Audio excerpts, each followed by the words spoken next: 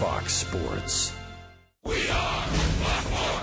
We are St. Louis.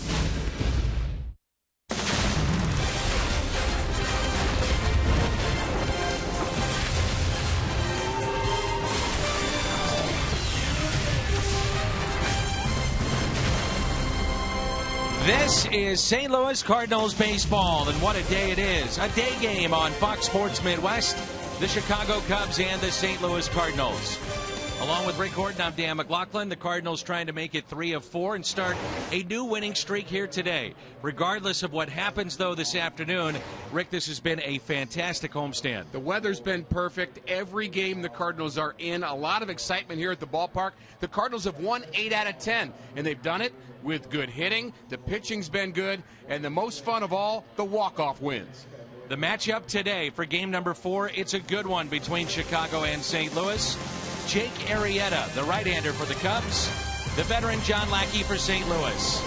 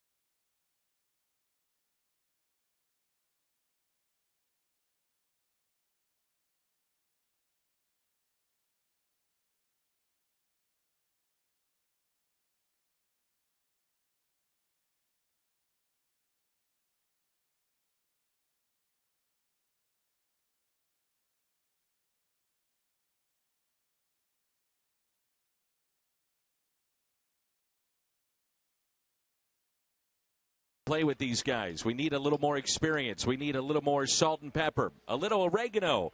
I don't know, but we can play with these guys. End quote. Joe Madden. How about the numbers, Rick Horton? Have they played with St. Louis? Well, St. Louis has out-hit the Cubs, but yes, they have played with the Cardinals. I think Joe Madden's just trying to let his team know we can play with the big boys. That's exactly what he did when he managed Tampa Bay, when they would play against the Yankees and Red Sox each season. Mark Reynolds and the Cardinals trying to make it 3 of 4 and finish off what already has been a terrific homestand. Baseball comes your way next.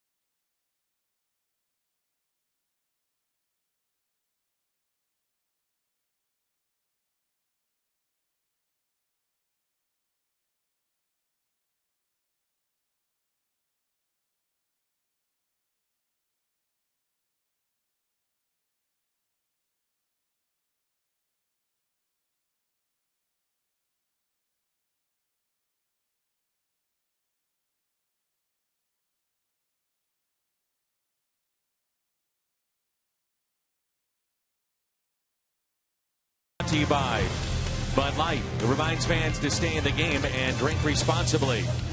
Save big money at Menards on all your home improvement needs. And visit your local Mid-America Chevy dealers for great prices on our all-new 2015 vehicles today. Our guys and gals don't miss a thing. There was a fly on that. I saw They it. found that. It's unbelievable. John Harris is the new head basketball coach on the men's side at SIUE, throwing out our ceremonial first pitch. 8th head coach in program history. Good luck to John Harris. Chris Coughlin will lead it off as both teams have lineups that look much different than their everyday lineups. A getaway day. Chris Bryant will bat second for the first time this year, followed by Anthony Rizzo. Then Miguel Montero batting cleanup. Jorge Soler, Starlin Castro, Matt Caesar playing center field. The pitcher batting 8th, that's Jake Arrieta. Addison Russell, the second baseman. The veteran John Lackey getting the call today. He was good his last time out against Pittsburgh. That came on Saturday, just 1 run in 6 innings. Lackey has been pounding the strike zone this season. Arrieta does the same on the Cubs side. Career 1-1 with a 2.7 in just 3 starts against the Northsiders. The first pitch to Coughlin is taken for a strike, and we're underway. Hyundai pitch arsenal for John Lackey. Cutter, curve, changeup, fastball. 4-pitch pitcher. And he's facing a lineup, Dan, that I think we're starting to respect more and more. Think about what Rizzo does in this lineup, and Soler, and we have Montero today in that cleanup spot. This is a Cub team that's going to score some runs. Will the pitching match the hitting? The question right now for the Northsiders. The 0-2 pitch, breaking ball, check swing, and he went. Strikeout for John Lackey. Sharp breaking ball. Missouri Lottery Fox tracks on this pitch. Here's the slider down and in. That's kind of his best pitch, and Coughlin can't lay off. And that is a much better pitch when you're ahead in the count.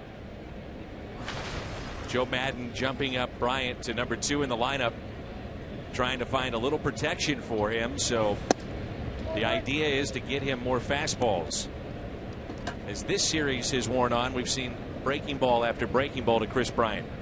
Team's trying to figure out how to get him out. They didn't in AAA last year. They didn't in spring training. And what we've seen from him is a quick bat.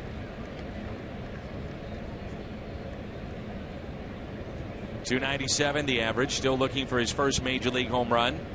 And he's driven in 13. The third baseman, good looking young player, Chris Bryant. I have a sense when Chris Bryant hits his first home run, there's going to be about 4 or 5 to follow within the next 10 days. That sense of relief. Yep.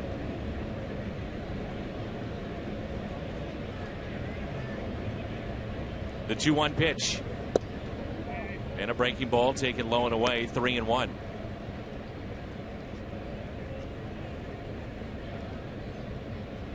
I was talking with a scout the other day about John Lackey. I said, describe him. He said, old school. I told that to John. He said, I like it. Well, if you're old school, you like being called old school. You got it. It's not an insult.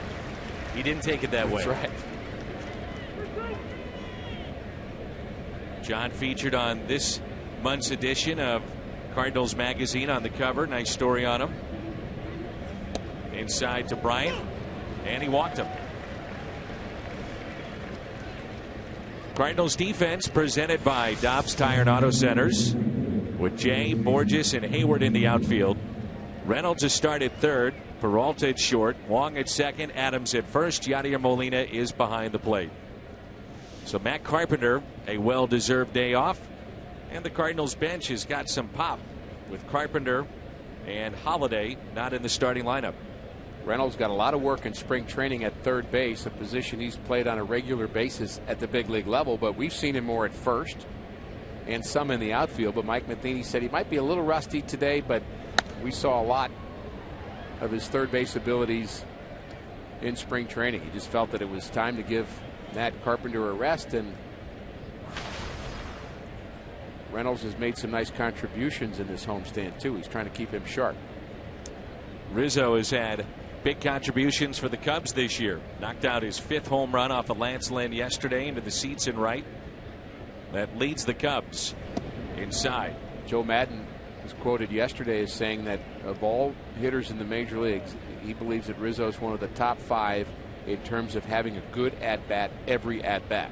It's really what we've been saying about Matt Carpenter. He's saying about his first baseman. That means an understanding of the strike zone. Exactly. Rizzo, the on-base percentage leader in the National League.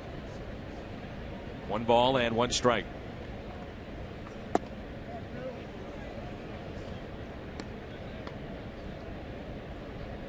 Two and 1 the count. Well, Lackey got Coughlin on 3 pitches and a strikeout. The walk to Bryant. Now 2 balls, 1 strike on Anthony Rizzo.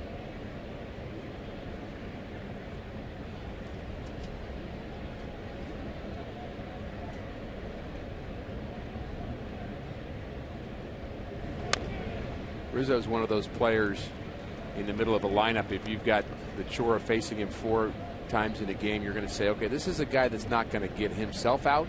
I'm going to have to get him out. And I may make a good pitch and he still may get a hit. And there are very few guys in a major league lineup around this planet that you think of that way, because hitting's tough. So guys are going to get themselves out occasionally. You just don't think of Rizzo as one of those guys. I mean, jam themselves on a bad pitch or pull off a pitch and don't hit it well. I mean, he just doesn't do that. The 2-2. Lines to short. How about a double play? No throw from Peralta. Back to the bag at first, Chris Bryant. That ball was smoked. And sometimes they hit the ball well, and you just happen to have a guy standing there. Johnny Peralta playing him to pull on the infield. Ball hit right on the nose, right to Johnny.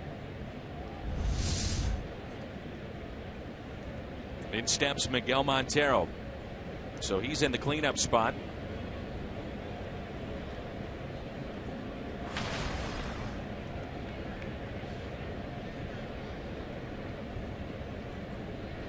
The short lead at first by Bryant.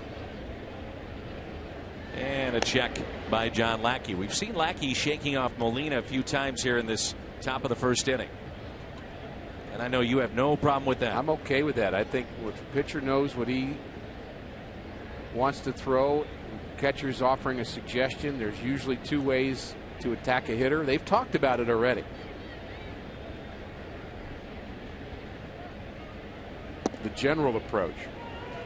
But sometimes you just have a feeling on the mound. I talked to Tony Cruz about this a long time yesterday about not really worrying about a guy shaking you off. Now, he said if they're wanting a pitch that's against what we've talked about prior, that's when we go out to the mound and talk about it. Or if we really don't think he's right. But for the most part, pitcher is calling his own game. In the air out to left center. Peter Borges over, makes the catch. Cubs strand a runner in the top of the first. Cardinals coming up in the home half. And there's no score.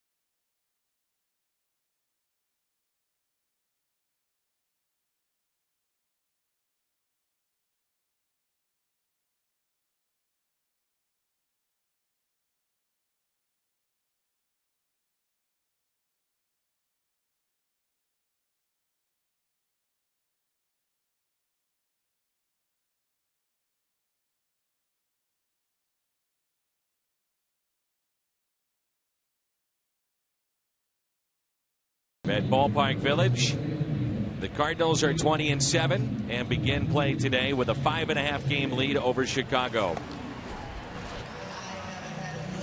Cardinals lineup at the top, it's John Jay, followed by Colton Wong, so a pair of lefties back to back. Then Johnny Peralta, Matt Adams, Mark Reynolds, Jason Hayward, Yadier Molina, Peter Borges, and the pitcher batting ninth, John Lackey.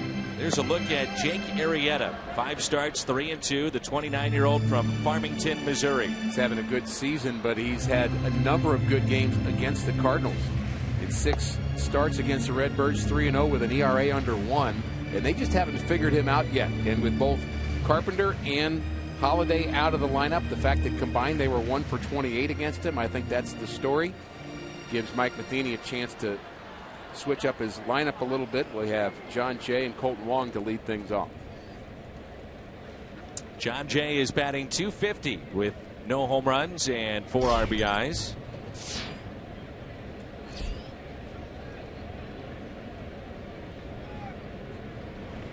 The way that Colton Wong has been going, you can understand why, even if this was the regular lineup, you'd move him up. He is red hot right now. Well, you know, Mike Matheny was talking about it with the media before the game about Colton in that second spot, and be interesting with the 2 lefties here against Arrieta if they can get things off on the right foot. But he believes Colton could be a long-term second hitter, third hitter. He'd have to develop some, maybe in terms of the ability to take more pitches to be a leadoff hitter, but that's not out of the question either. He could be a 1-2-3 guy down the road. A 2-1 pitch by Arrieta.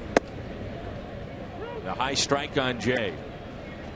Cubs have talked about a key with this right-hander, his hard slider that he's pounding inside the strike zone. When he's right, he is tough. The 2-2.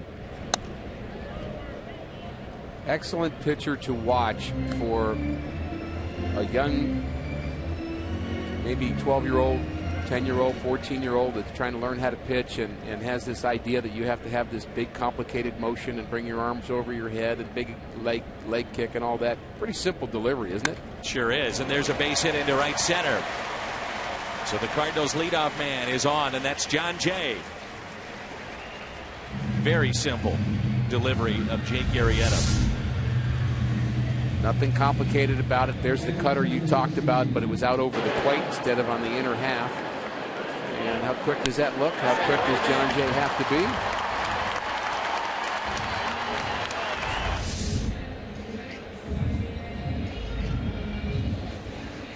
Bill DeWitt, the Cardinals chairman on the left.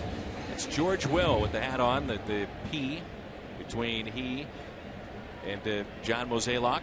Is that for politics? Must be.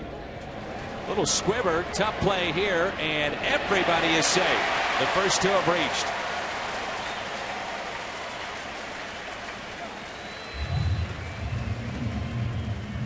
Well, Colton Long finds a hole. There's the aggressiveness of Long in that second spot. He likes to come out swinging. Hits a little squibber the other way, and this time with Castro playing him up the middle, he's got a tough angle to get to the ball, then turn to make that throw to second. Credit John Jay with getting down there quickly.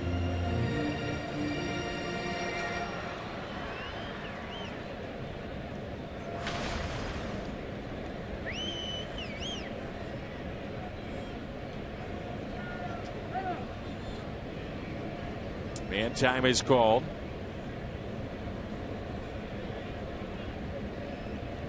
First two have reached, and here's Peralta, who's hitting .298, a home run last night. Now 3 this year. He's driven in 13. Hyundai pitch arsenal for Jake Arrieta. Throws about 50% fastballs if you add the sinker as a type of fastball, and he throws a high number of sliders. That's the pitch you're talking about, and a curveball to go along with it.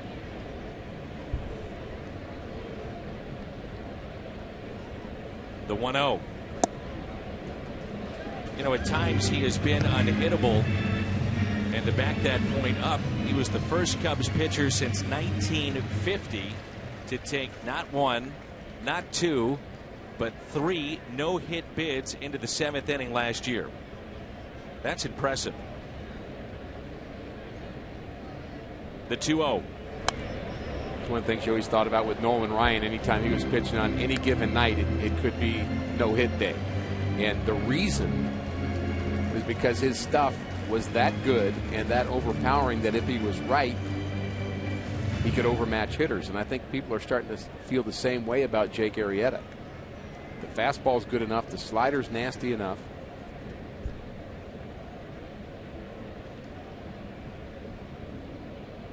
The 2-1. And it's lined to second base and a double play. Russell to Castro, hard hit, double play.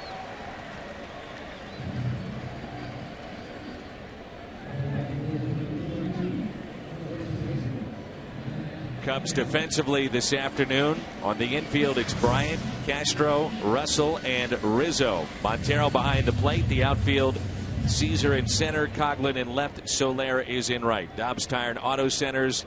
Cubs defense. That last play reminds me of one of my least favorite sayings in baseball that we all say. You teach little leaguers on a line drive. What do we tell little leaguers to do? Freeze on a line drive. Well, no, that's not what you do. You go back. You don't freeze, because freeze means you're not moving, right? If it's a line drive, you're not freezing. You're going back to the bag. And unfortunately, in that particular case, John Jay had no choice. Ball was hit right on the money, and unfortunate for the Cardinals that ball was right at him. But Anthony Rizzo had one like that in the first. Right.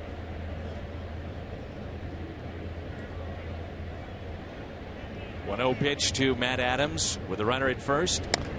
Ground ball to Arrieta. Makes the play. Underhands and a flip to Rizzo. Cardinals get the first 2 on. Then the double play and a ground out. No score after 1.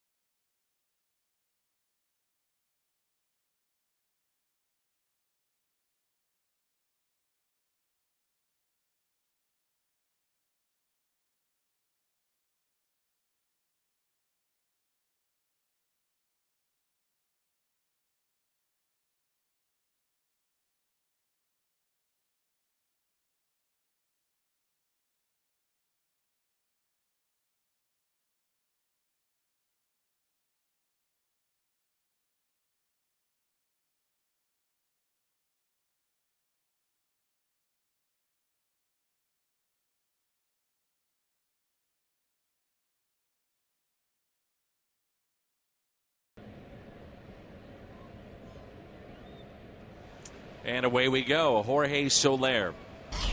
Then Castro and Caesar. Breaking ball in there for a strike.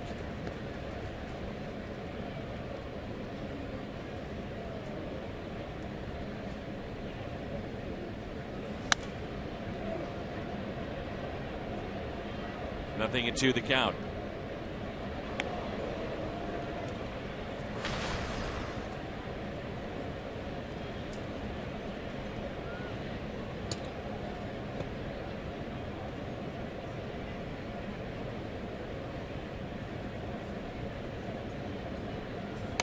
Jammed him.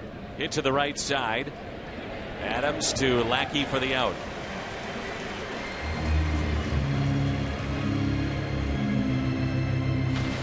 Let's turn to our Toyota keys to the game. Well, I think one of the keys for John Lackey is to control Rizzo and Russell. Russell actually the hottest hitting Cub right now, a 9-game hitting streak, and we've already talked about how good Rizzo can be.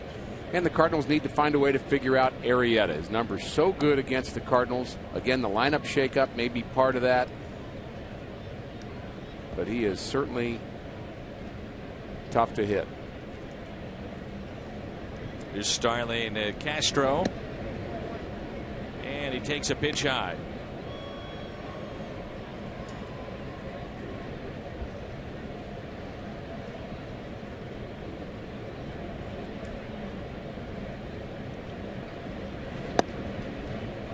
One ball and one strike. I don't know about you, Rick, but for me, when I watch Lackey, I always think about Joe Kelly, Alan Craig. Played big roles on the Cardinals teams that got to postseason play.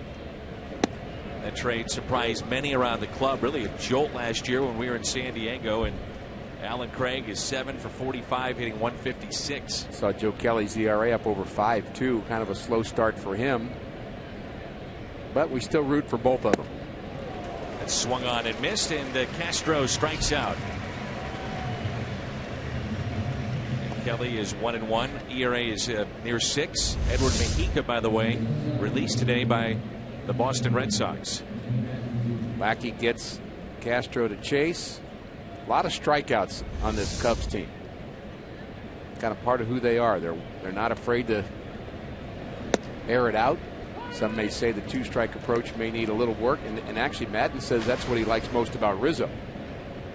He has been trying to credit his 2-strike approach. We talked the same way about Matt Carpenter in the St. Louis world, but he believes that Rizzo's that kind of hitter. I think he's trying to get other Cub young players, and you talk about Rizzo like he's old. He's only 25. Right. But he's much more mature as a hitter. Good inning for John Lackey. Back-to-back strikeouts and 3 so far through 2 innings. Mark Reynolds leads it off when we come back.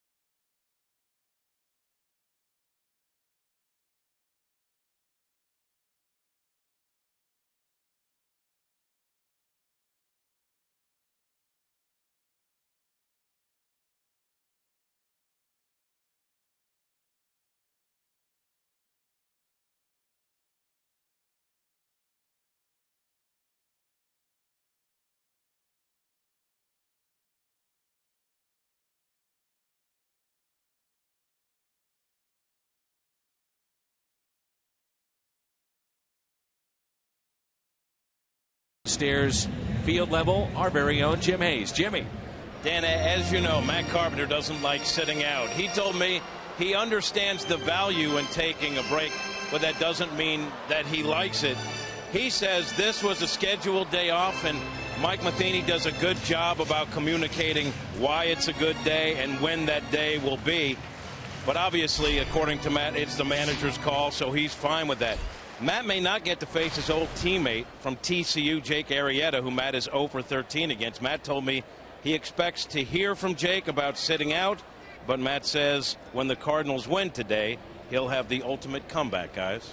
We shall see. Here's Mark Reynolds, who is at third base today, and you looked at the numbers for Carpenter and Holiday, day game after a night game, and the numbers I'm speaking of are about what they've done against Jake Arrieta, and you can understand why this move would make sense. Yeah, that's the 1 for 28 we were talking about, and I know that Cardinal fans come to the ballpark and you want to see the best every day, and you say, wait a minute, these are two top guys in the National League in hitting, and you know, we came to see them, and they shouldn't need the days off, and especially we don't want them to have the same day as a day off. But you know, Mike Matheny had planned this ahead, and as Jim said, and talked to the players about it, and the matchups that make sense. And Mike was really talking about we spent so much time thinking about getting the relievers rest that you can't forget about some of your starters too, because they played all those innings of those extra inning games, and with a short bench, they just needed some rest. How long can the Cardinals go with a four-man bench? That's something I think that'll have to be looked at very soon. It's a good question.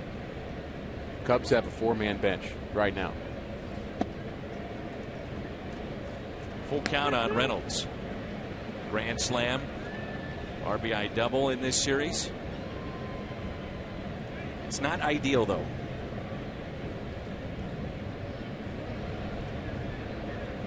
A lot better when you're playing interleague games.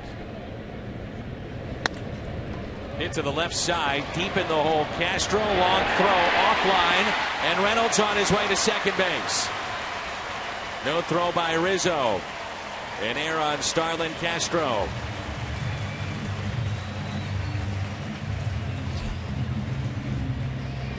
I would think that's a hit and an error. Yeah, I think this is certainly going to be a hit and an error, and Castro trying to do a little bit too much. He gets to the ball, shows the good range, past the diving Bryant, the off-balance throw. I actually like what Rizzo did. You know, some first basemen just stay on the bag. He could tell right away, I better go get this baseball and forget about trying to get Reynolds. I got to get on my horse here. And he still couldn't catch up with it. That was very much an errant throw. Here's Jason Hayward. The check swing and a strike. With the interleague play now every day of the season, the National League teams are, in my mind, at the disadvantage. You go to an American League ballpark, they're paying some guy $15 million because they're a preeminent power hitter maybe in the league. And that's why you look at the disadvantage of the DH and maybe why you would say, okay, should it be in the National League as well? Well, it's what you get when you got the two rules in place. Center field, base hit, Reynolds. Waved in, he'll score. Caesar mishandled it in center field, and the Cardinals have a 1-0 lead here in the bottom of the second.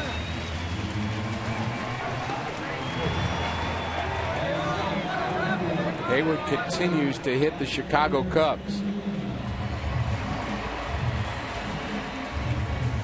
And this was all set up by the misplay by Castro. Not with the glove, but with the arm. That puts Reynolds at second base in scoring position, and then Caesar trying to rush that play. I don't think he would have a chance anyway at Mark Reynolds at the plate, who runs well. The Cardinals taking advantage of that error on Castro. Here's Yadier Molina hitting .259. But back to your point about the DH. Yeah, just following up on that, you're exactly right. The American League is going to sign players who can hit, and they're going to put them on their bench to play them every day to DH, and they are going to have more money invested in that kind of player offensively. And National League doesn't necessarily think that way. When you're spending your most money is not going to be on that. It's interesting to see John Lester hit here yesterday. 0 for whatever he is, 0 for 50 now in his big league career. The hard part is for the American League pitchers. That's kind of the other side. When they have to hit in a National League game, that's a bit of a challenge for the American League side. Guys not used to doing that. Lester, of course, a career American leaguer, so didn't have a chance to hit a lot. I was surprised the Cardinals did not run more last night against John Lester. He clearly has issues throwing the baseball around the infield or even bunting to him. Was Molina hit by that pitch? He didn't sell it if he was. I think that's something that teams are going to continue to look at with Lester as that information has become more and more clear and obvious. How do you exploit maybe a weakness without going away from your strength, I think, is the question. The 2-1. And that ball scoots away. Montero couldn't find it. They were to second base. All of a sudden, the defense unraveling just a little bit here in the bottom of the second. He didn't react very well to this pitch. I wonder if he was kind of confused about it. Well, it actually just stays down. That's why. He was trying to scoop it, and instead of blocking that pitch, he tried to kind of scoop it with the backhand. Not really good catching for him there by Montero. I think he felt like he could have picked that a little easier, and the ball just stayed low through the wickets. Two of the workhorses behind home plate, one at the plate right now in the National League. Montero and Molina. The 3-1. Now 3-2. Miguel Montero last year, and that might be a good example of calls gained. He had 180, and it's about pitch framing and getting a call gain for your pitcher. He had 180 last year, which was most in baseball.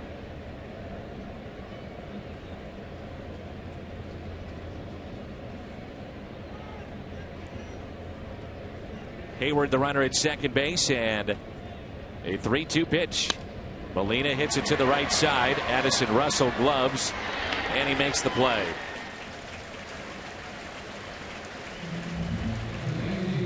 Six is a serious number at On the Run. When the Cardinals score 6, any size drink is just 50 cents the next day.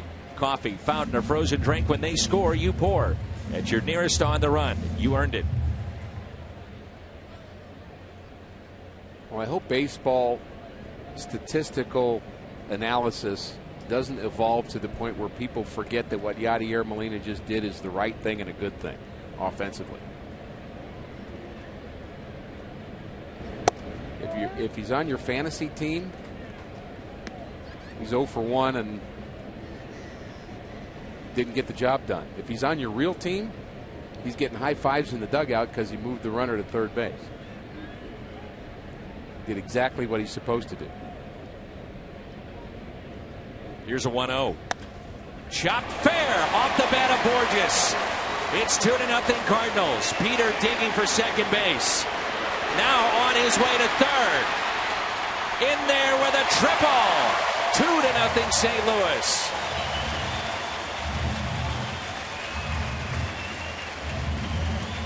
We'll see how they score it. May go a double and an error on the left fielder, Chris Coghlan, but the speed of Borges certainly played a factor in trying to rush that play back into the infield.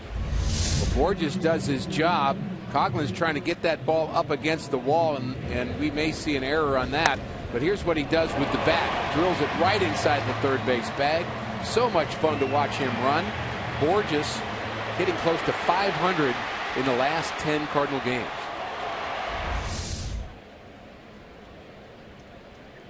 Now here's John Lackey. 2-0 Cardinals, 5 hits already.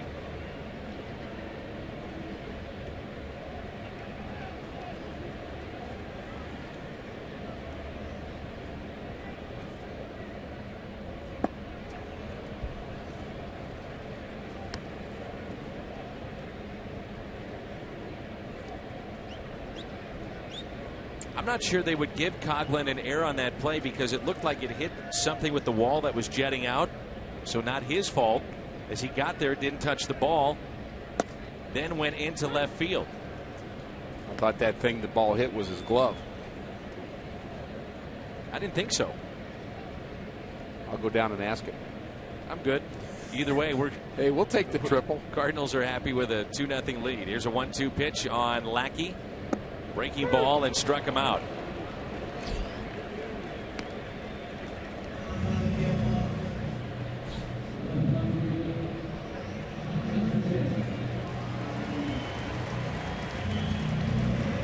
First strikeout for Jake Arrieta.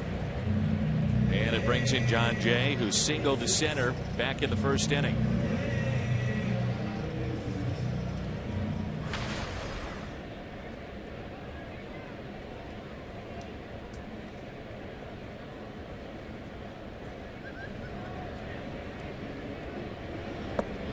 First pitch taken low. Jake Arrieta, this has proven to be a very good deal for the Cubs. Came from Baltimore in 2013 with Pedro Strop for Scott Feldman and Steve Clevenger.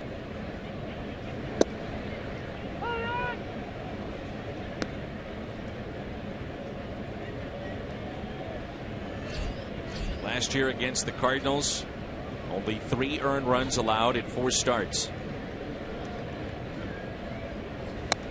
Looking at the splits of Arrieta so far this season, he's had a harder time the second time through the lineup. And I say a harder time, they've hit .310 against him, but first time through the lineup just .171.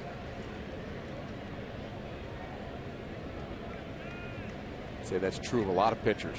Second time through, third time through, normally a little easier. 1-2 pitch. 2 balls, 2 strikes. Breaking ball, he's been searching for it here early on. Yeah, he just rolled that one, just kind of spun it. Actually cast that curveball would be the pitcher's terminology for it.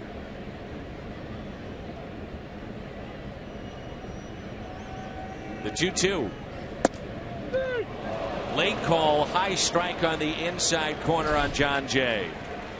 Back-to-back strikeouts. Cardinals pick up an early lead.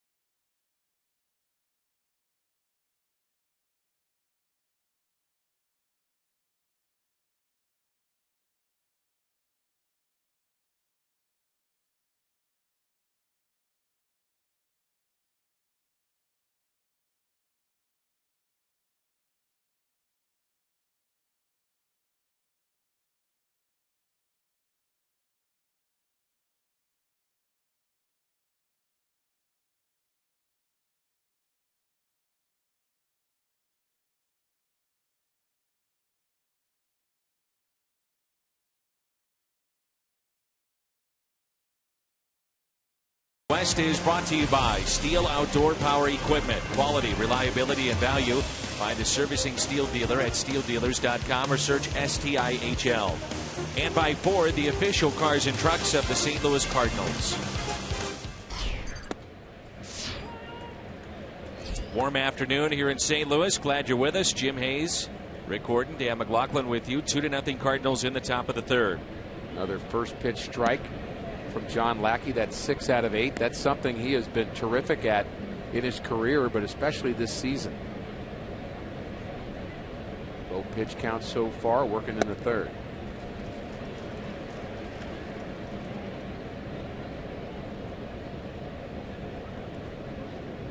One ball and 2 strikes after the game today. It's off to Pittsburgh for St. Louis.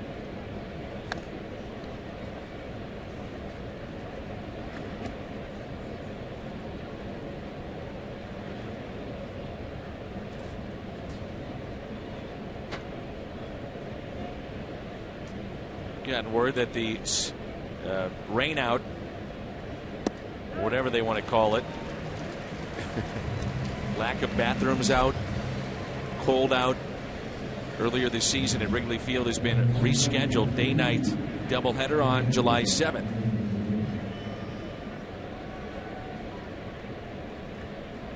Strikeout, and that's now 3 in a row for John Lackey and 4 total. And I mentioned the first pitch strikes because John Lackey actually leads the National League in that department. 74% of the time he's throwing first pitch strikes. Max Scherzer is number 2. And the guy who's number 3 in the National League, Jake Arrieta, who has not been throwing first pitch strikes here so far this afternoon. I didn't see Lackey do this last year, but notice that at times he'll drop down right 3/4. He's been doing that last couple of starts. A little different look. 1-1 pitch. Now 1-2 on Addison Russell.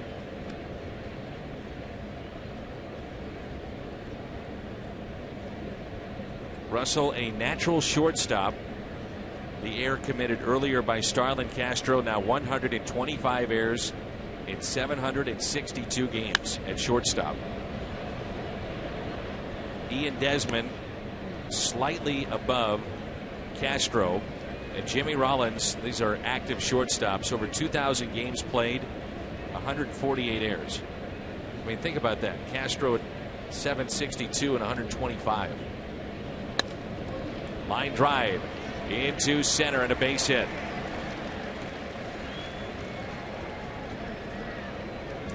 The Blues and Fox Sports Midwest teaming up for the Komen St. Louis Race for the Cure. Saturday, June 13th, all team members receive a special team hat and are invited to enjoy pre-race activities, which includes a meet and greet with Louis, music, and more. For more information, join the Blues and Fox Sports Midwest. Just head to stlouisblues.com.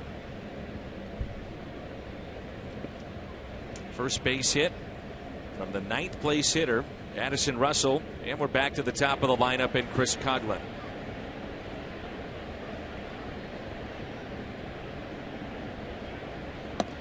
Well, Addison Russell has become more than just a name to me and a prospect name.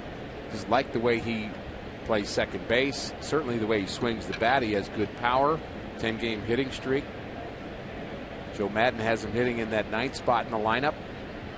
And it's like that extra leadoff hitter that Tony La Russa liked to talk about.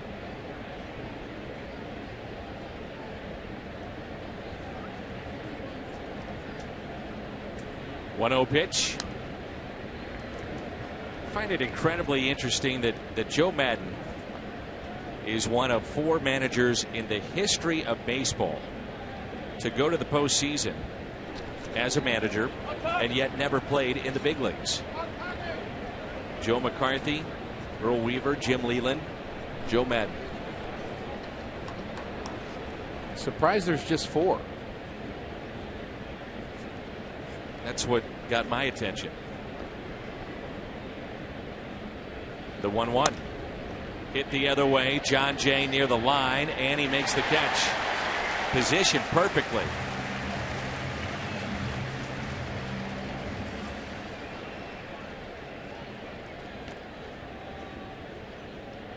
Really playing Coghlan the other way.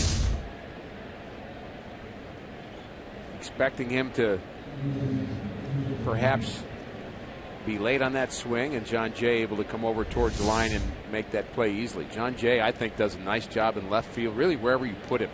Think of him certainly more as a center fielder, I think very much at home in left field. I think right field's a bigger stretch because you normally want a bigger arm there. But he can play right field. He's just not going to throw guys out at the plate the way Jason Hayward is, although not many people do. And a strike to Chris Bryant. It seems like many managers are going back to the idea of, well, organizations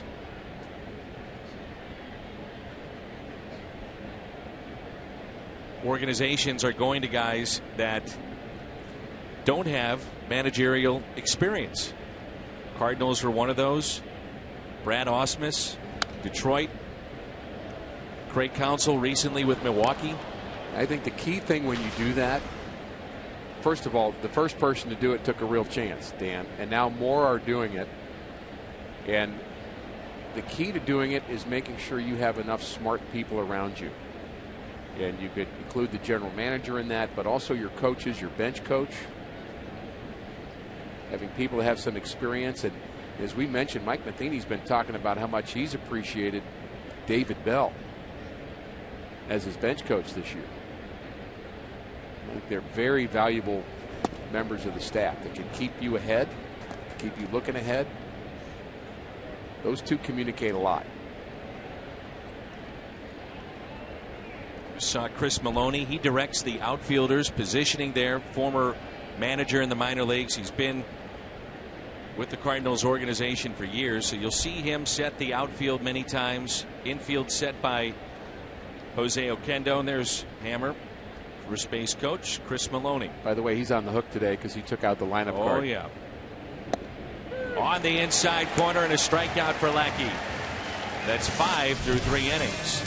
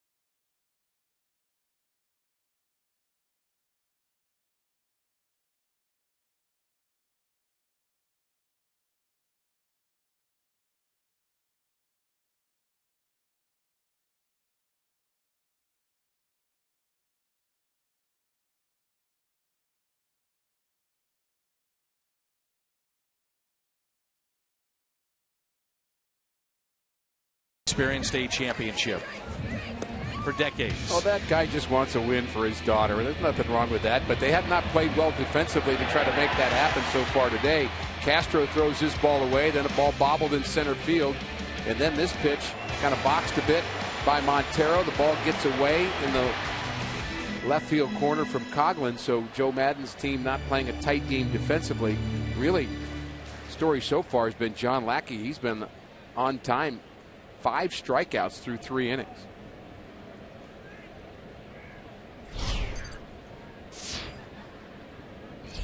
So here is Colton Wong, followed by Peralta and Adams. Wong with one of the signature moments so far this year, and on this homestand with his home run against Pittsburgh last Sunday.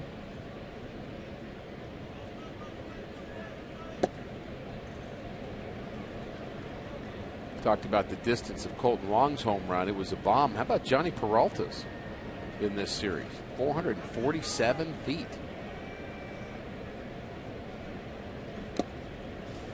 That was over the bullpen in left field, the Cubs bullpen, and probably, what, 3, 4, 5 rows deep last night. And that's where Wong's was on the right side. Over the bullpen. And then some. The 2-1 pitch. Outside, 3-1. You think about, Dan, the longest home runs you've seen. You've done so many Cardinal games over the years. What one stands out to you as McGuire? Yeah. Oh, yeah. and pick one. Exactly. There's about 5 of them that stand out. There was a Sunday night game against Atlanta. Matter of fact, we were talking about this. It wasn't with you, but we were talking about long home runs. It was a Sunday night against the Atlanta Braves, and at the old ballpark, McGuire put it into center field, and it went through a little tunnel, little walkway. I had never seen a ball, even in BP, never seen it hit in that area. Fans of the old ballpark remember the Anheuser-Busch Eagle that was on the facade in the left center field area of Old Busch Stadium, and it would kind of light up, and the eagle would fly through it. Well, I think Bob Horner hit that eagle one time off of Danny Cox. I remember that, and that was a bomb. Longest you'd seen? That's in the top 5. Yeah, well, the longest home run I've ever seen Darryl Strawberry hit at 10 o'clock in the morning in spring training. Off of you? No. It was off of one of my favorite guys, Bob Ford. That's why it's spring training, though. That's right. BJC Healthcare difference maker, lowest ERA against the Cardinals, minimum of 6 starts. Look at that, Jake Arrieta, 0.74.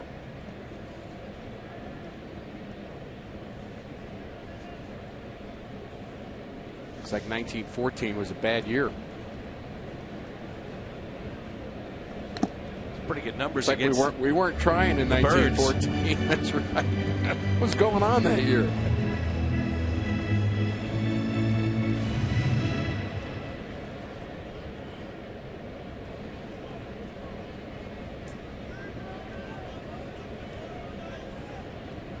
Here's an 0-1 pitch. Remember Barry Bonds off of Jeff Suppan at the old ballpark. Wasn't the longest home run. It was the quickest I'd ever seen. I mean, it was a line drive, hit off the facade, came back into the infield. It hit so hard. Peralta hits it the other way. Soler in front of the track to make the catch, and there's 2 down. Juan Gonzalez hit the hardest ball I've ever seen hit. In fact, I think about Juan Gonzalez. He had a tryout at the end of his career with the Cardinals, and came to spring training, and was such a good power hitter in his day and in his prime. He hit a ball in Texas that hit off the center field wall, and I would not have been surprised if the wall came down. I mean, it had to be a half a second, and that one I did see from the pitching mound. So I heard it whiz by me, and by the time I looked back, it was already hitting off the wall. I mean, that was by far the hardest ball I've ever seen hit, and thankful that he didn't kind of hit it a little lower. Scary stuff. Towards you. Exactly.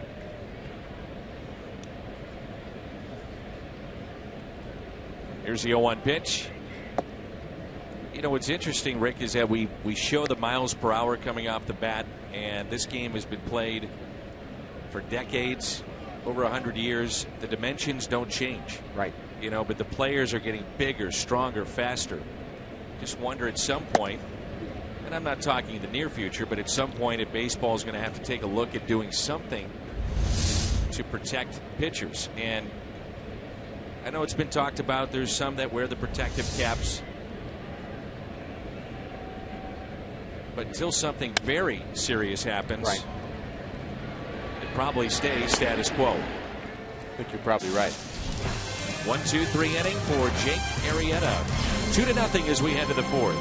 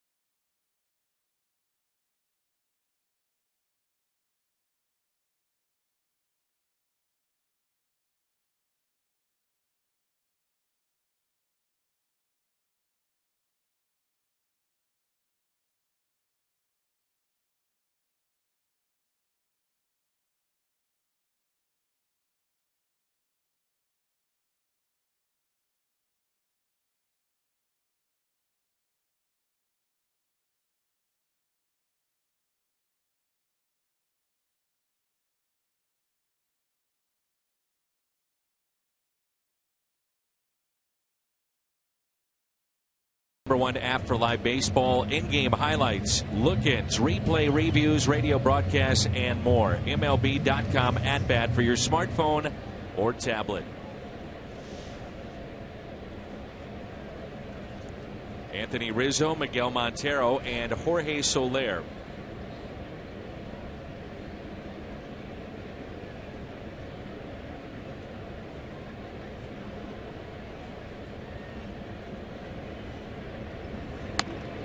And that's pulled foul. That's turning on the baseball right there. Another example of a ball getting hit hard, and we always talk about fans being alert and being ready, but you have to be ready in the dugouts too. Guys hit the ball 100 miles an hour. You better be ready. Here's the 0-1 pitch. Jammed him, fouled back. Right below us. You were talking about rules changing. Ray Chapman, really the saddest story maybe in baseball history in terms of on-field incidents, was hit in the head by a pitch in 1920, and he later died as a result of those wounds. And they changed the game at that time to outlaw spitballs. You couldn't cut the ball anymore, and you couldn't throw spitballs. And they also started using new baseballs the next year, because that reality was he got hit by a ball after they'd used it the whole game and it was dark.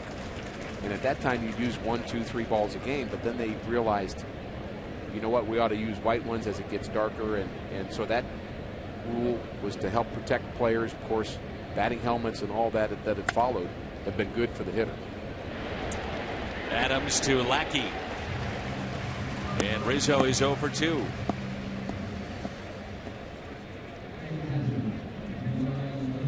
We talked about John Lester, his success in World Series play, and definitely could say that about the Cardinals starter today, John Lackey. Game 6 against the Cardinals in 2013. He went 6 2/3, gave up a run.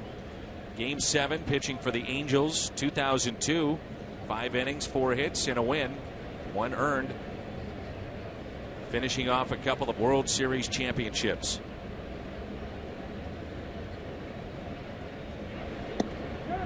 John was telling me the other day that without question he wants to play beyond this year. He's 36, final year of his deal. He's getting paid the major league minimum. He said, Dan, to be honest with you, if I wasn't going to play beyond this year, I probably wouldn't have played this year. Made a lot of money. He said it's not about money now. It's about having a chance to win, being with a good organization, but enjoying yourself. You know, you made the money, so the pressure to make the money is off. He said now it's about competition and winning. Well, being around a lot of older players, Dan, as we are on a regular basis, guys that have played the game, and you know, people, friends of mine, friends of yours, when you're in your 60s, 70s, 80s, and you're talking about baseball, the first conversation is not how much money you made. They talk about their teammates. They talk about their experiences. They talk about seeing great moments. They talk about being in the World Series. That's what you miss, those kind of moments. And I think as an older pitcher, you're more in touch with that. You're a young player. You want to make I get it. You want to get a job. You want to get established. You want to live your dream. You want to make money. And as you get older, some of those priorities change. 1-2 pitch. Fly ball lifted to left, backing up Jay. 2 down.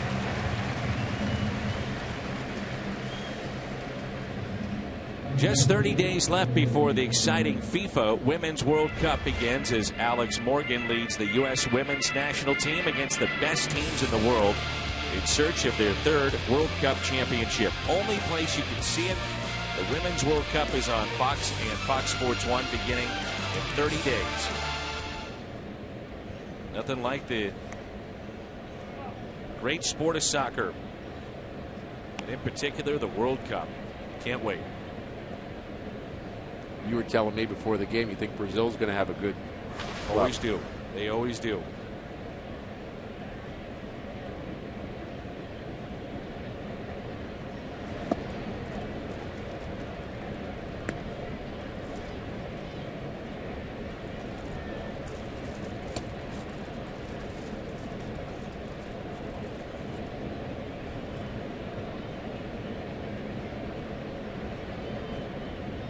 Here's a 1-1 pitch to Jorge Soler.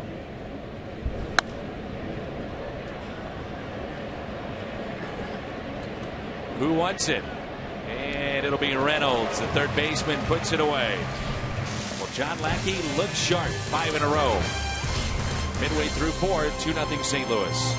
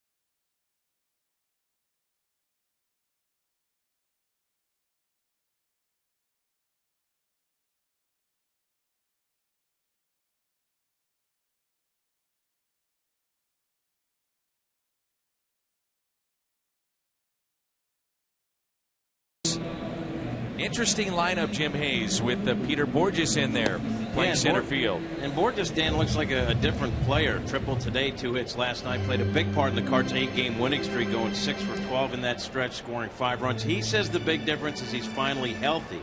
As you know, he battled through wrist and hip issues, had hip surgery in the offseason. Mike Matheny says Peter picked up some bad habits with his mechanics because of his physical problems, and Pete has been able to work through them. Borges told me last year was rough, not only at the plate, but he also took his problems home. A lot of sleepless nights. He says when you're struggling, it's hard to go home and be happy. But, Dan, I'll bet he's a happy camper now because he's playing very well. The hip surgery, obviously, Jim, had a very positive effect on what we're seeing him do, because we've seen a little bit of everything in this homestand with extra base hits, speed, good plays defensively as well. And Mike Matheny was saying that spring training, even though Pete didn't hit well, he was kind of relearning the basics of hitting because he had gone through this hip surgery, and because of his ongoing issues, he wasn't able to settle in and get into any kind of rhythm. So he had to work through it, but we're seeing it pay off, Dan. All right, Jimmy, thanks. A triple and an RBI back in the second inning. So what Jim's telling us is he had sleepless nights and then later became a first-time father. Usually it's the other way around. Right. Ooh, just missed. 1-2.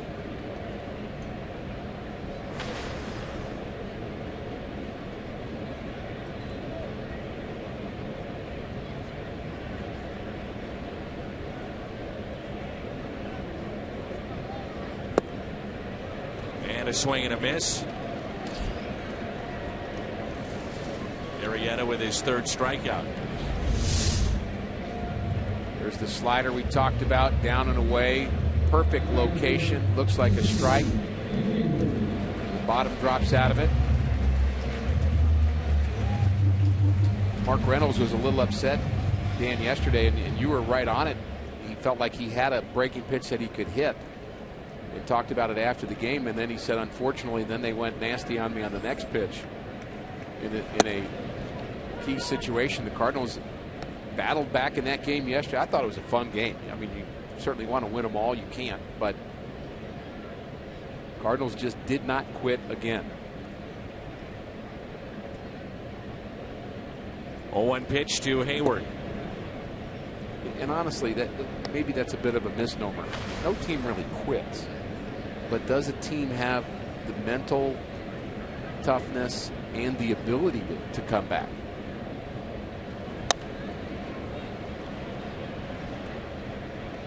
It's out of play, and it's 1-2. This homestand has shown that the Cardinals have that. Yeah, it's great to see it yeah, early too. And I think the point is we're just not trying to communicate to teams that don't have the ability to come back that they've quit necessarily. I mean that's kind of I would say that's maybe the worst thing you could tell an athlete. These guys don't get to this level by being people that quit. But maybe they just don't have the horses or the ability to do it. The Cardinals team this year certainly does. What have you thought of Jason Hayward his first month or so? Love him in right field. Love him running the bases. I'm anticipating loving him more at the plate. I think that's going to happen. I think he's going to at some point get things together at the plate. Certainly has shown flashes of that. He chops it towards second, and it scoots through. Castro came after it, then pulled off it a bit and went after it again. So base hit for Jason Hayward. Not sure anybody's going to throw out Jason Hayward, and he just chops that one into the ground out of the left-hander's batter's box. He runs so well. Castro figures the only way we can get him out is if I make this play instead of Russell, so I understand the aggressiveness. That ball gets to Russell. He's got no play on Jason Hayward. 3 of the 6 hits for the Cardinals have been infield hits. Big lead for Hayward. He was almost picked off.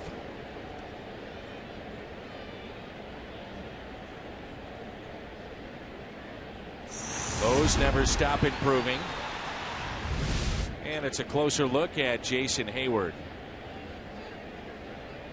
Very good numbers against Chicago. Lows never stop improving. Thought the Cubs may ask that to be reviewed, and instead we continue to play.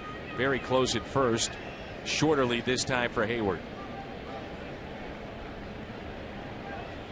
And he's running.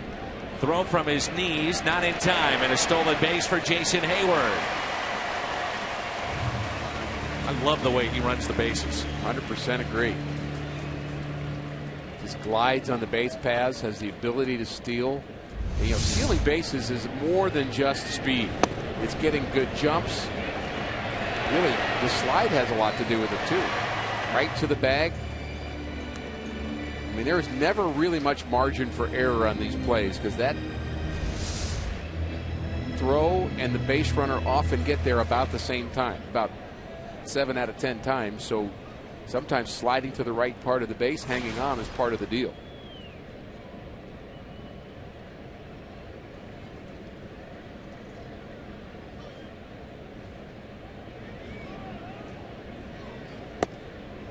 It's the 4th steal for Hayward this year.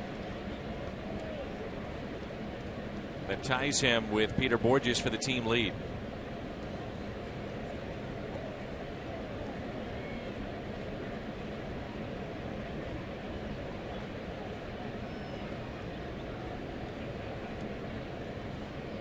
Big gap in left center for Yadier Molina. And the 0-2. Hayward getting a big lead off of second base. I think that's going to start drawing the attention of the Cubs too. Addison Russell getting some instruction from the Cubs dugout, maybe to keep him a little closer. He was getting an extended lead, almost a walking lead.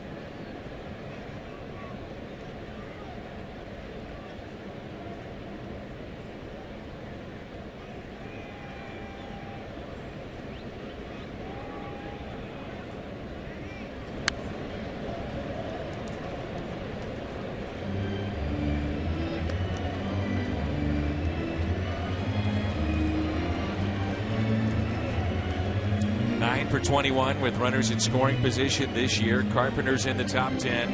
Holiday in the top 10 in that category. For the Cardinals during the homestand, they've hit around 270, but timely hitting too. Could have made a case last weekend. They could have lost all 3 games against Pittsburgh. The 1-2. Spoiled. We'll see the Pirates beginning tomorrow night. Michael Wacha, Francisco Liriano, Carlos Martinez, and Vance Worley on Saturday. Tyler Lyons has been given that assignment on Sunday. He'll go against Jeff Locke. I like Yadier Molina's 2-strike approach. He had 2 hits with 2 strikes yesterday. You shorten up, you just take what the pitcher gives you, try to put the ball in play. And the 1-2 is in the air. Left center. Caesar is back and makes the catch. Hayward was halfway, so back to the bag at second.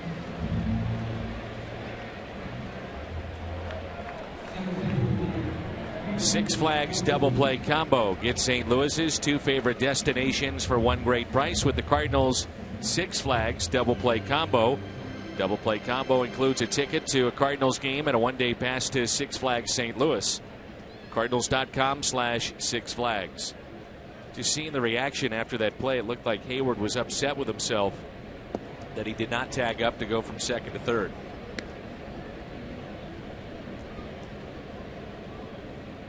Intentional walk here of Peter Borges to get to John Lackey.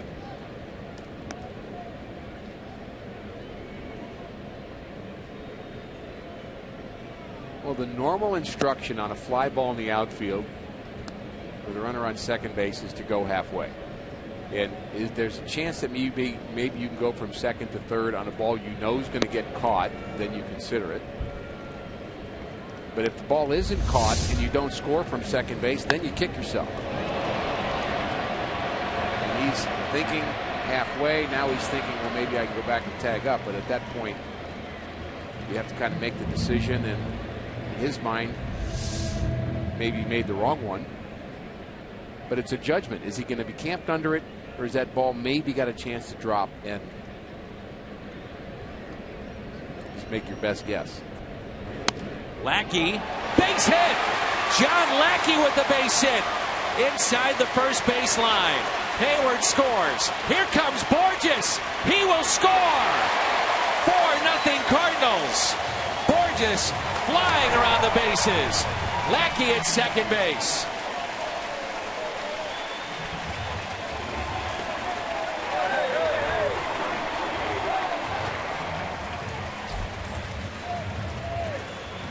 Put the ball in play and good things happen. Into the corner. Tries to actually field that ball between his legs, Soler. And another Cub misplay allows Borges to go from first all the way home. If he makes that play, Borges stays at third, but he smells home.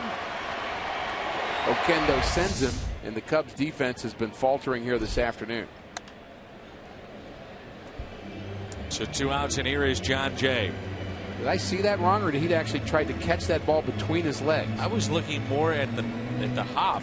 That's his first RBI since 2011. I thought it took a bad hop over the glove, but I heard you say that, and I was like, wait a minute. Maybe he did.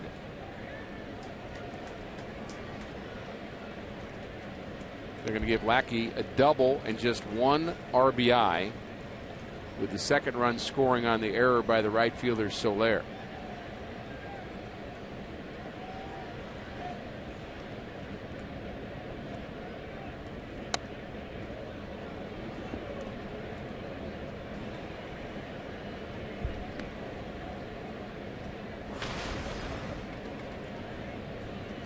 So the Cubs defense a factor in what has transpired so far as we play here in the bottom of the fourth.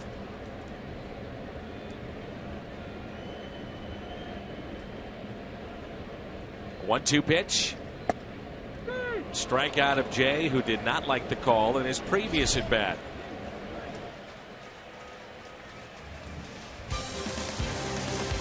Peter Borges scoring the 4th run this afternoon. 2 errors by the Cubs and costly.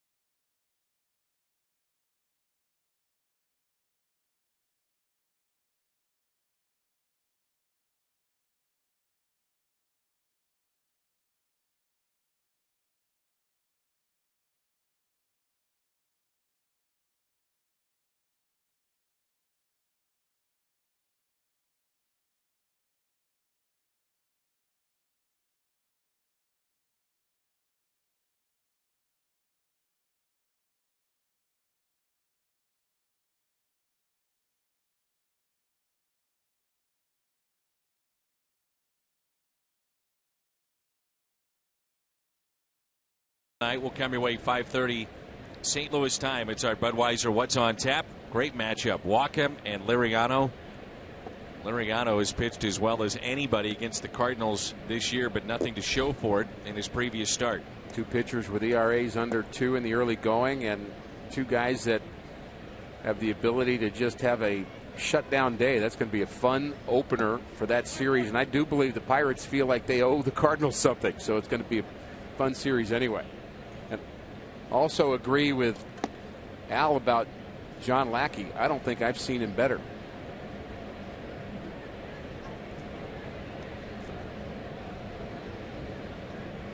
Now that's a glove.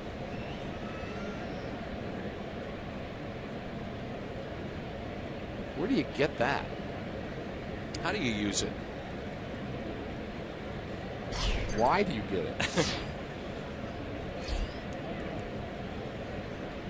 Here's Starlin Castro. First pitch by Lackey, a breaking ball taken low and outside. Well, the Cardinals have gotten to Jake Arrieta. His previous 36 innings, he had given up a total of 4 runs, and today 4 innings, 4 runs he's given up. Adams is over, and the big man runs out of room.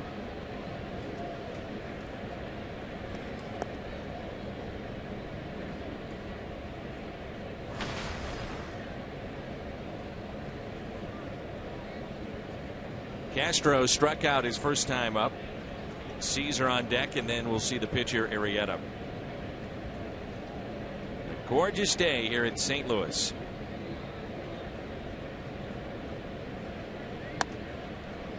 Popped up again. Adams calling for it, and he's got it. 6 in a row set down by John Lackey. As Al said, Lackey's been sharp. Cubs have been off balance. That swing kind of waved at by Castro. Castro can be overlooked very easily as a hitter. We kind of talk about his defense a lot. Certainly an outstanding young player, but he can flat out hit. When you get a guy that off balance on a swing, you're doing something. Castro, by the way, 5 years ago today, debuted in the big leagues at the age of 20 and hit a 3-run homer and had a 3-run triple, 6 RBIs at the age of 20. Signed a long-term extension with the Cubs for big money. 0-2 the count on Matt Caesar. The Cubs, by the way, will be at Milwaukee this weekend. And a strikeout. Number 6 for John Lackey. Chevy Fox tracks. Let's take a look. Well, Caesar gives up on this one. I think he thinks it's a slider because of the sidearm delivery, and it's a fastball coming back over the outside half. And there's that kind of drop down look from Lackey that you were talking about. It's not drastic. It's not sidearm, but it's slightly lower, maybe 3/4 angle, and he's using it well today. Arrieta to Adams. 7 pitches for John Lackey in the inning. Midway through 5. It's 4-0.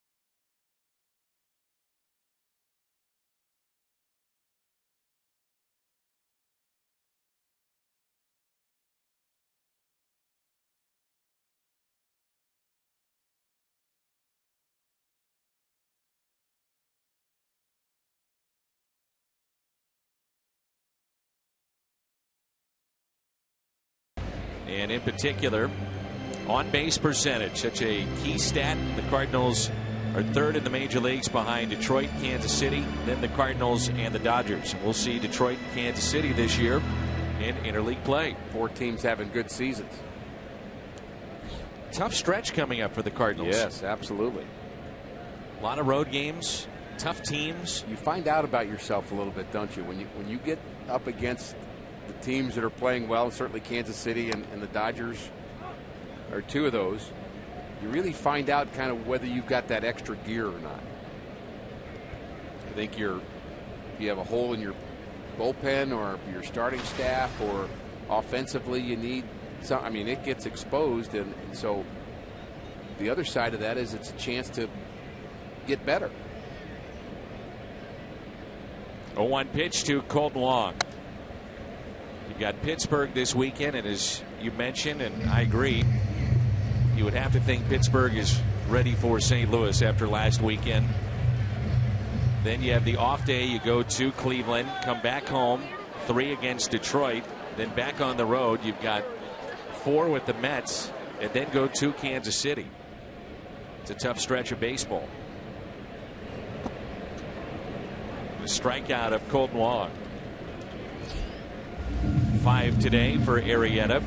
Be a big hit this spring. An adult Cardinals pullover featuring the famous Slugger Bird. 25,000 fans ages 16 and older will go home with this one-of-a-kind item on Friday, May 15th. Tickets available at cardinals.com/promotions. I think Cardinal fans, Dan, may be unhappy to hear this, but I think across baseball, the Cardinals are starting to become a team that people just flat out don't like in the National League because they've been winning so much lately. Slicing, shallow right, and the catch is made by Soler. I think it's been that way for a while now. Well, and I think it's getting worse, I think, is my point. And going into Pittsburgh, I mean, there's some energy to try to beat the Cardinals. We feel it in Cincinnati. We certainly know about it in Chicago, but it's in a lot of places now. It's almost the Cardinals, because of this sustained winning tradition that's going on right now in the last 15 years or so. It's like the Cardinals are the Yankees or the Dallas Cowboys, the team that everybody, you love them if you love them, but if you don't love them, you hate them. I've heard a comparison more this year than ever. Cardinals are the San Antonio Spurs of Major League Baseball. In terms of market size, a smaller market in the game, lower half, but yet they find a way to win and act like a big market team. Spend money like a big market. And they just keep winning. They find players. A lot of it has to do with that man there, John Mozeliak. I was actually thinking, driving into the park today, just thinking about this sustained run for the Cardinals, and Mozeliak, of course, having a lot to do with that. By the way, that's Princeton, not politics. The P for George Will on his hat, we understand. But you wonder, is that bubble ever going to burst for the Cardinals? I mean, when do you get to the point as an organization where you have a down year? It's been so many years now in a row. The farm system's still developing. Management is in good place. The ownership cares about this ballpark and about the tradition, spending money wisely. I mean, the future seems bright despite the fact that their team's gunning for the Cardinals. Cardinals had a down year in 07. They returned a team that, at least that nucleus, probably should have been broken up. And you started to see the drafts then of 08, 09. Now the fruits of those drafts are here. Key acquisition was Holiday. But think about, you're talking about a down year in 07 after we know what we saw in 04 and 05 and 06, and since 07, I mean, so that's even 1 year out of how many? Well, Rick, take it even further. You had 2001 right. and 2. You went to postseason play, right. Mathematically alive in 03 in the final weekend. Right. 04, 05, 06. So one bad year per millennium is pretty good. Not bad. So 11 of the last 15 years, you've gone to postseason play with 4 World Series appearances. Nobody else in baseball can lay claim to that.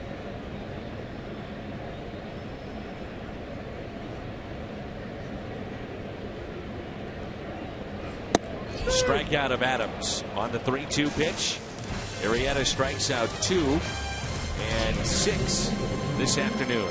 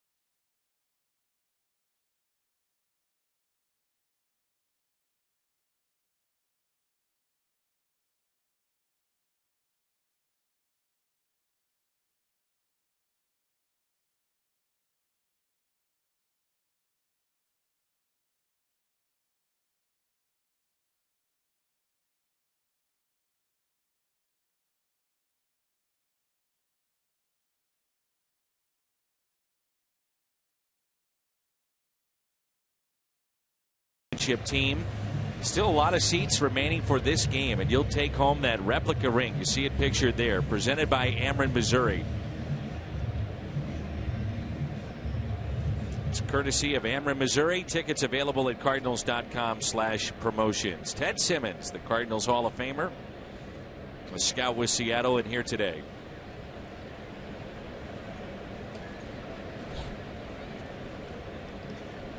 Addison Russell, Chris Coghlan, and Chris Bryant here at the top of the 6th. 4-0 St. Louis. Boy, Lackey has been good today, huh?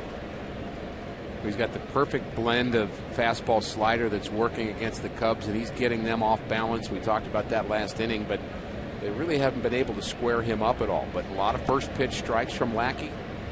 Talked about that as a positive for him. 14 out of 18 first pitch strikes. That is a very high percentage. Set down 8 in a row.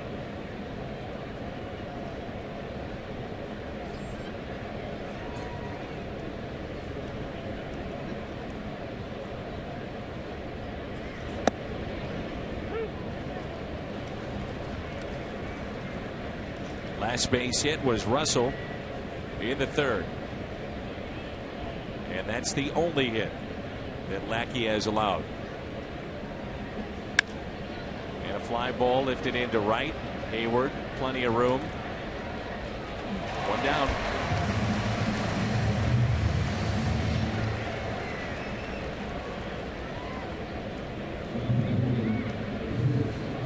Certainly a lot of outs to get and a lot of work to be done, but so far the Cardinals conforming to the keys of the game here this afternoon to get back on a winning streak. They've got John Lackey controlling Rizzo and this Cubs lineup very well, and the Cardinals have figured out a way to get some runs across against Arrieta, who has been so tough against St. Louis, but he's given up 7 hits in this game. There are those Toyota keys one more time. Russell does have a base hit, the only hit that Lackey's allowed, and did extend his hitting streak to 10 games, but really been masterful so far. Broken bat and a base hit. Snuck that past Adams inside the first base line, and Chris Coghlan will keep running as Jason Hayward puts his hands up to indicate the ball is stuck, which it is. And it's a ground rule double.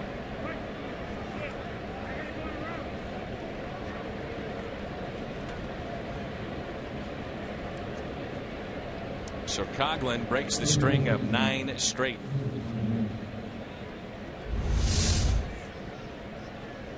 Just inside the bag, Adams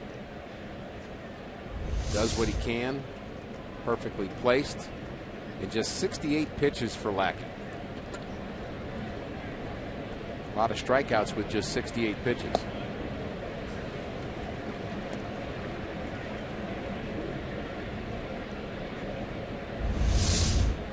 Why is this a ground rule double?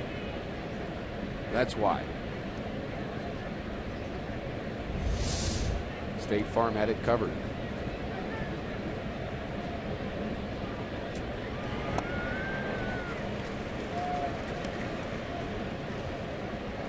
There is not one person in the booth right now shaking their heads at you. It's happened before. Everybody, oh, come on. Just seeing if you were paying attention, Danny. It's pretty good. I'll give you that. It was good. It was quick. 0-2 pitch. A couple years ago, ball hit to a fair ball, and the ball boy made the play on it. Right behind him was Southwest Airlines, and we went right on him. Said, "Want to get away?" That's great. Here's a 1-2. 2 balls, 2 strikes on Chris Bryant. Perfect segue for us to thank all the folks that purchase signage here at the ballpark, and there's plenty of it.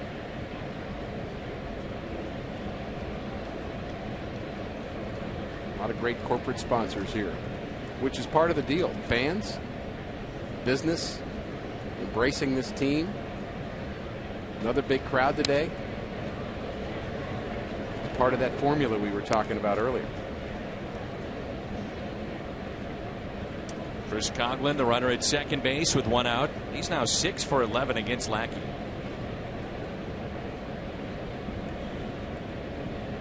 No activity in either bullpen. 73 pitches so far this afternoon for John Lackey.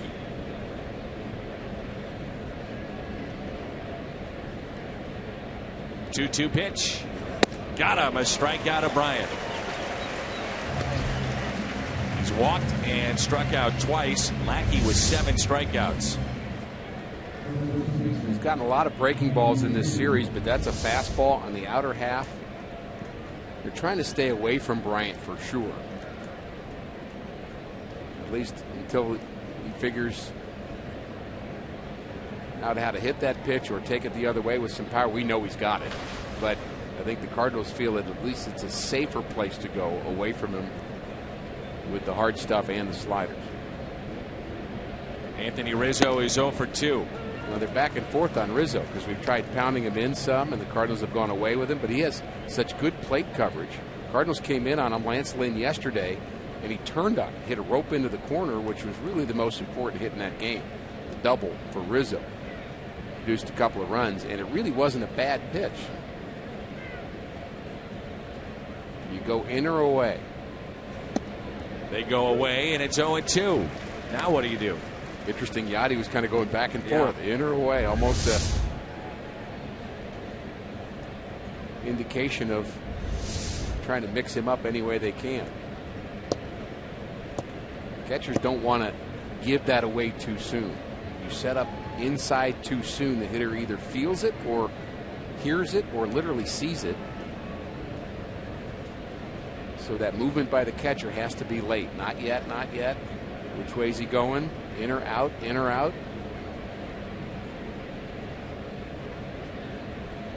Out.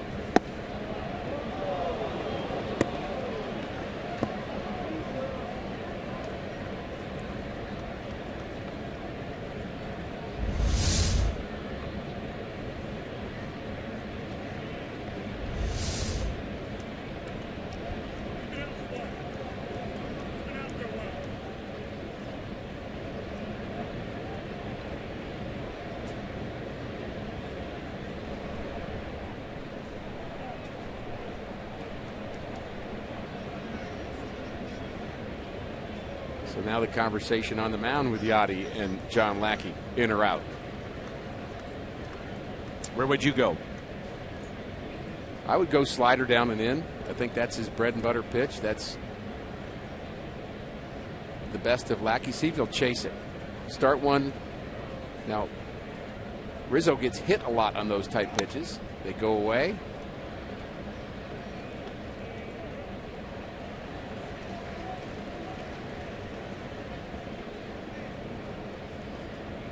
One of those hitters that when you have the pitchers meeting and you talk about them, the bottom line is they end up saying you can't stay one way with them. You got to mix them up. 78 pitches, very consistent performance for Lackey.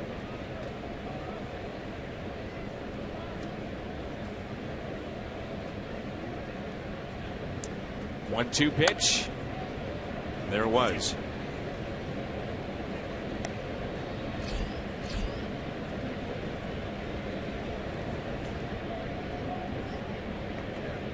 Again, the most important pitch in the game, strike one. 16 of 21 first pitch strikes for Lackey. Love to be inside the brain of both Rizzo and Lackey right now. All the thoughts that are going through their head about, okay, I just threw one in there. Do I repeat? Will he repeat? What did he do last time? What should I look for? All those things happening rapidly in both of their minds. That time he dropped down a little bit, fouled back by Rizzo. Good at bat here. Good battle. Team sport, but the individual matchups.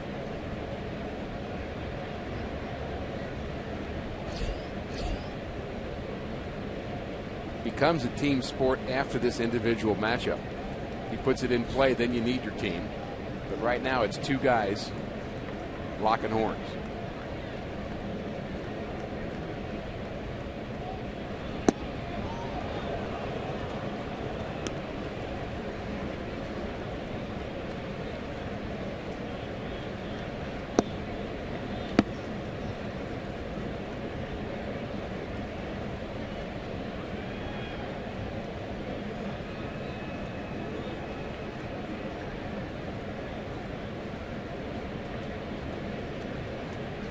Coughlin is the runner at second base.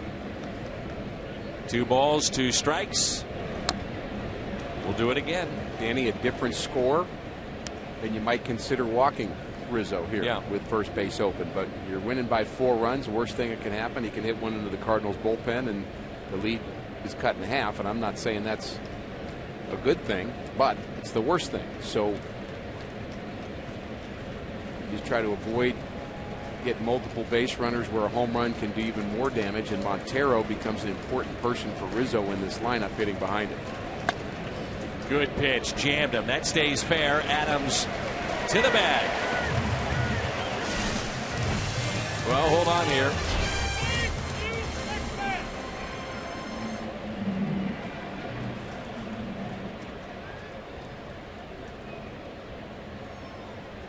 Looks like they may have called a balk before the pitch. That could be a break for the Cubs. Let's see if we can see the balk. I didn't notice it. Certainly was quicker to the plate. I'm not sure I agree that that's a balk. You don't have to stop for a 1 count or a 2 count. You just have to have a discernible stop. Also, a late call, looked like, just from watching the replay, initially looking to see if that ball was fair. And instead of just saying outright it's a balk, no pitch. No question that Lackey was trying to cheat a little bit, trying to get a little extra quick pitch of Rizzo at the plate. That swung on and missed, a strikeout of Rizzo, and it was the second base umpire that did call the balk. 8 strikeouts today for John Lackey.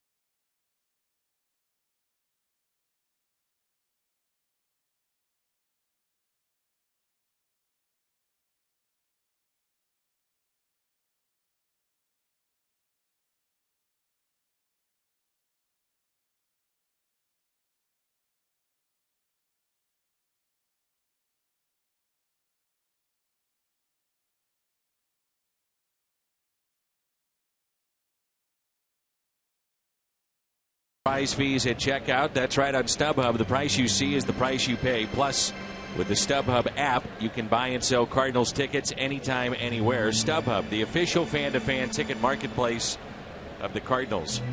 But that was an interesting play, Rick, because the balk was called by the second base umpire.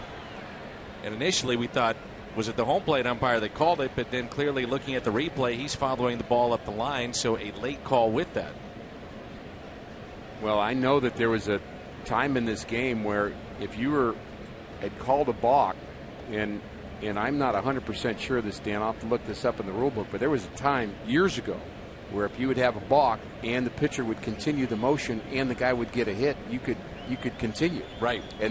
So if Rizzo would have gotten a base hit to right, it could have been a balk that really was never called. It could have been a balk that turned into a double instead. Exactly. Right. And again, unless that rule has changed, very specific rule hardly ever happens.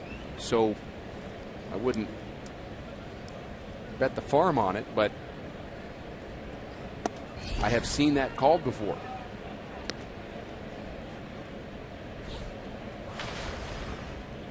Two balls and a strike on Mark Reynolds,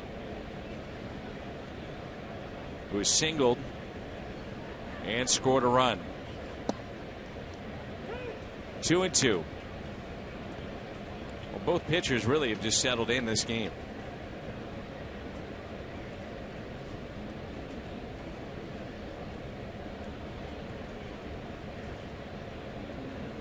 You know, thinking about that even more, Dan, that may have been why it was a late call, that you were right on, that they were waiting for the out to be made at first base and for Rizzo to stop running. Right. Yep.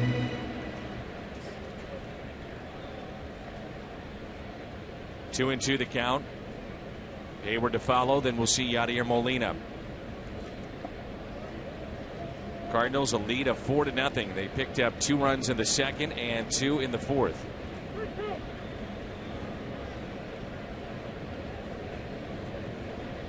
Sometimes what you'll see, though, the balk called and then the home plate umpire immediately calling time as a pitch is completed. And that's where the confusion lies. 7th strikeout for Jake Arrieta. Love the drink run with any size, any flavor McCafe shake for just $1.99 at McDonald's.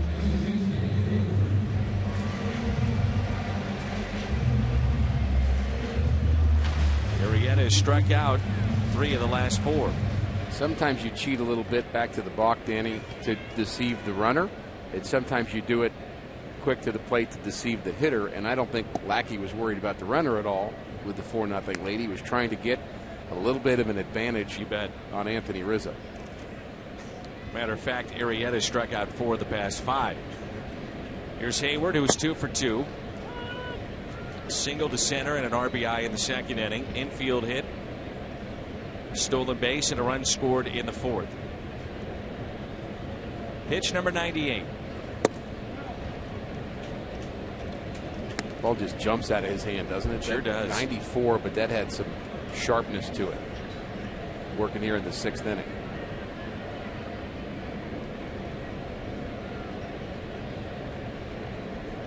.98 pitches and going strong. Pulled foul.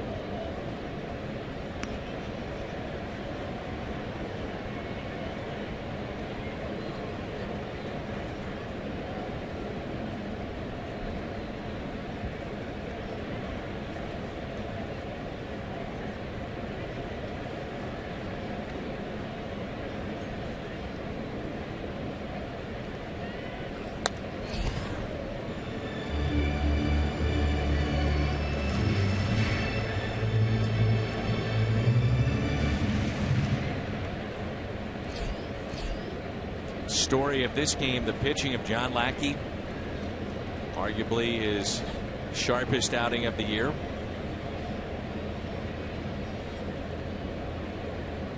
The 2-2 inside to Hayward. Lackey continues to pitch well in this ballpark as a Cardinal. Been terrific at home.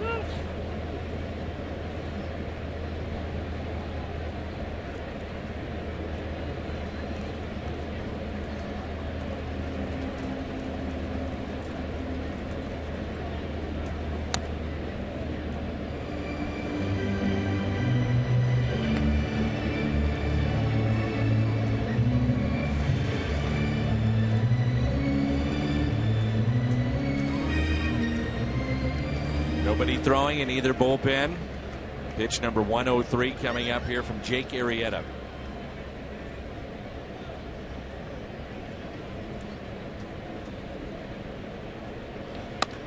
And a base hit into right. Hayward a 3-hit day. He has been much better down in the lineup. Maybe the pressure is off. He's more comfortable, but the results have been there. And he continues to hit Cubs pitching. Not a bad breaking ball down in the zone. Drives it into right.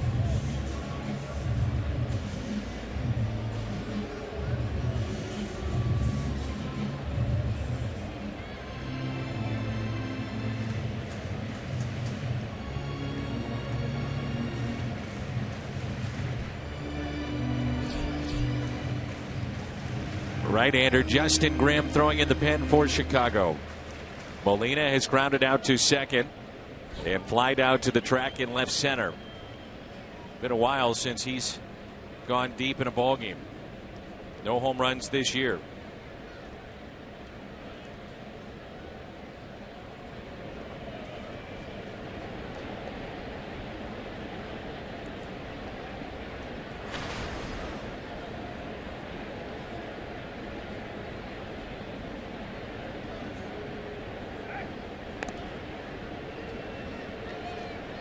Well, Hayward was stealing back in the fourth, picked up his fourth stolen base.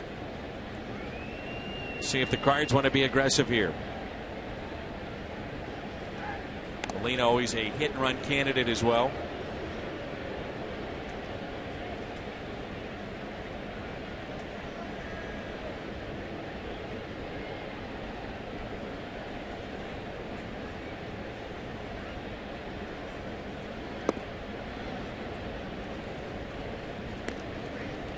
This is the second 3-hit game for Jason Hayward this year, and both have been against the Cubs. He's also scored 9 runs against Chicago. 1-0 pitch, taken high.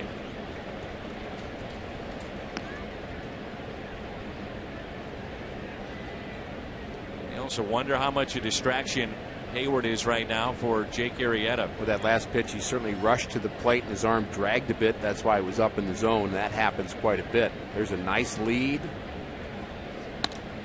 Not running, and a base hit out to left field. Hayward on his way to third. Molina held to a single, and it's first and third. 1 out.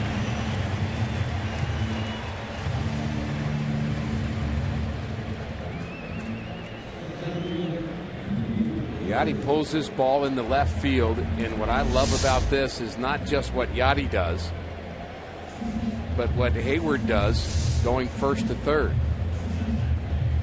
You can think back, Dan, the last couple of years, Cardinals being content at times on hits to kind of go station to station, but Jason Hayward has not been that kind of runner. Even though this ball is in left field, Coughlin has 3 outfield assists from left field. He's thinking third the whole way. I just think that's been an upgrade in the Cardinals' offense this year, has been their ability to take extra bases. And I think Hayward's one of the guys that is continuing to do that. Joe Madden will go to his bullpen. Grimm will be the pitcher. And it'll be Peter Borges to face Grimm in our Chevy call to the pen. Arrieta is through. Cardinals trying to add on, leading 4-0.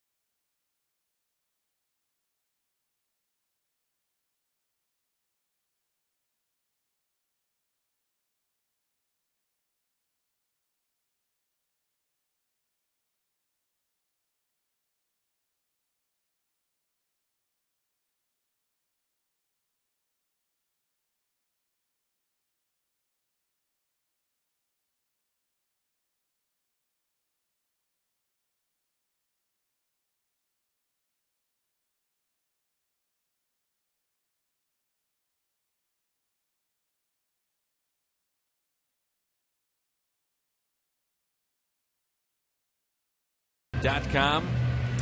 Promo code CARDS. Frazier, Gonzalez, Peterson, and Harper looking at home runs. Gonzalez, an MVP candidate. It seems like every year Jock Peterson might be the Rookie of the Year. Bryce Harper had 3 home runs in a single game yesterday. Those are players to watch. DraftKings.com. To the bullpen we go. And Justin Grimm, he was activated from the DL yesterday, sidelined with a inflammation in the arm. Good season a year ago, over a strikeout an inning. This will be his season debut. Borges has an RBI triple. Walked and scored a run. Runners at first and third. Throw down to third, and Hayward back in safely.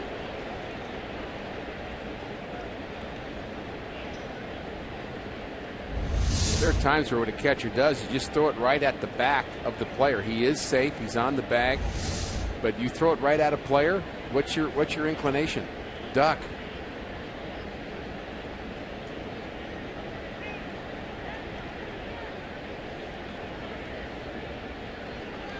The 1-0. 2 balls and no strikes. I think as this season goes on, we're going to see more and more of Peter Borges. I mean, he's not just a defensive replacement or a stolen base guy. It's going to sound like a left-handed compliment, but I think the last couple of weeks is the first time we've ever really seen Peter Borges. Yeah. The 2-0. Now 3-0. John Lackey is on deck. Lackey, one of the key hits in this game after Borges was intentionally walked back in the 4th. They got to Lackey with 2 runners on, and he had a base hit, a double inside the first base line, led to an RBI, and then another run scored on the air by Jorge Soler. Trying to field the baseball through his legs. Infield in, the 3-0 pitch. You know, a year ago, Dan, we'd have people tell us about Peter Borges, who maybe an interleague game. They say, well, I'm sure he's great at this, he's great. And it's like, well, you know, we're just not seeing it yet. And so when he gets past that injury and perhaps he's much more comfortable as a National League player and as a Cardinal, we're starting to see the value that everybody placed on him before.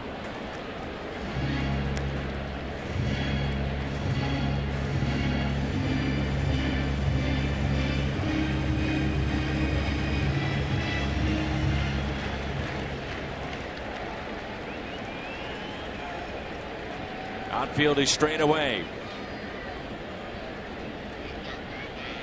The 3-2. Same pitch and got him. Strikes out Borges. And now Grimm, 1 out away from getting out of trouble. And he'll deal with John Lackey. It's got a little darker here at the ballpark, Dan. There's talk of perhaps rain moving in later this afternoon or this evening. And talking to Bill Finley yesterday about the field, what he was saying was this is as dry as it could be right now. We could use some rain, but of course we like it when the team's out of town. And here's the key hit in this game. You talked about it, the base hit the other way, the double the other way. Soler steps past it, tries to retrieve that ball between his legs. For some reason, ends up as an error and an extra Cardinal run.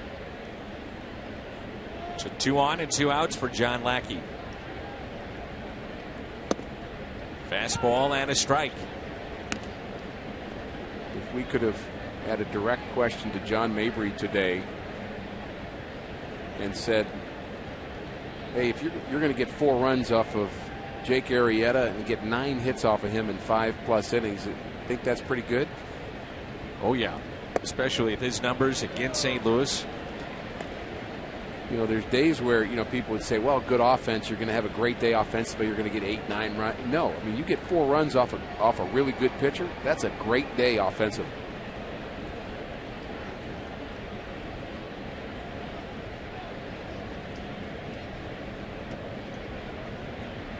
Oh, 0-2 pitch. And the ball scoots away. Here comes Hayward. The Cardinals catch a break. It's 5-0 St. Louis.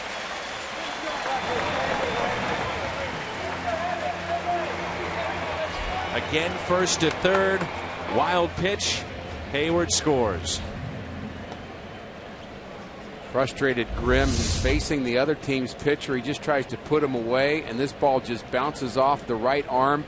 And unfortunately for Montero, he guessed wrong about which way the ball bounced. And just a bad break for the Cubs. And it's been a day full of those type plays for them. But honestly, Dan, this game is more than just the Cubs giving away moments defensively. They've done that. But the fact that the Cardinals have 9 hits against Arrieta, that's impressive. The fact that Lackey's only given up 2. Cubs have committed 2 errors today. 2 other plays could have been errors as well. The 2-2 and a strikeout of Lackey. So Grimm comes in, he strikes out 2, but a wild pitch leads to a run. 5-0 Cardinals.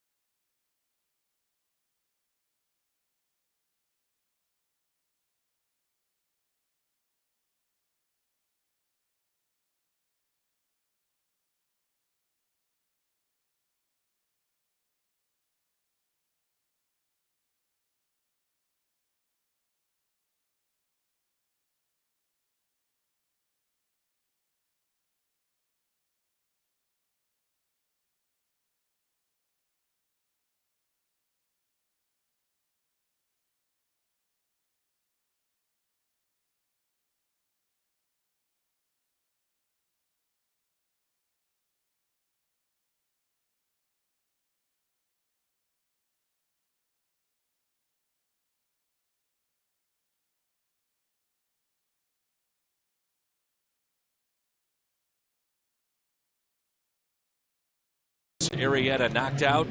He did strike out 7. Cardinals, by the way, have struck out 9 times today, but they have a 5-run lead. Coughlin 1 for 3 with a double. John Lackey has been outstanding. And Jason Hayward 3 for 3. A couple of runs scored and an RBI. That's a look at your Mazda game summary. Lackey finishing up his warm-up tosses. And a packed house here at Busch Stadium. And the lights have turned on here at the ballpark.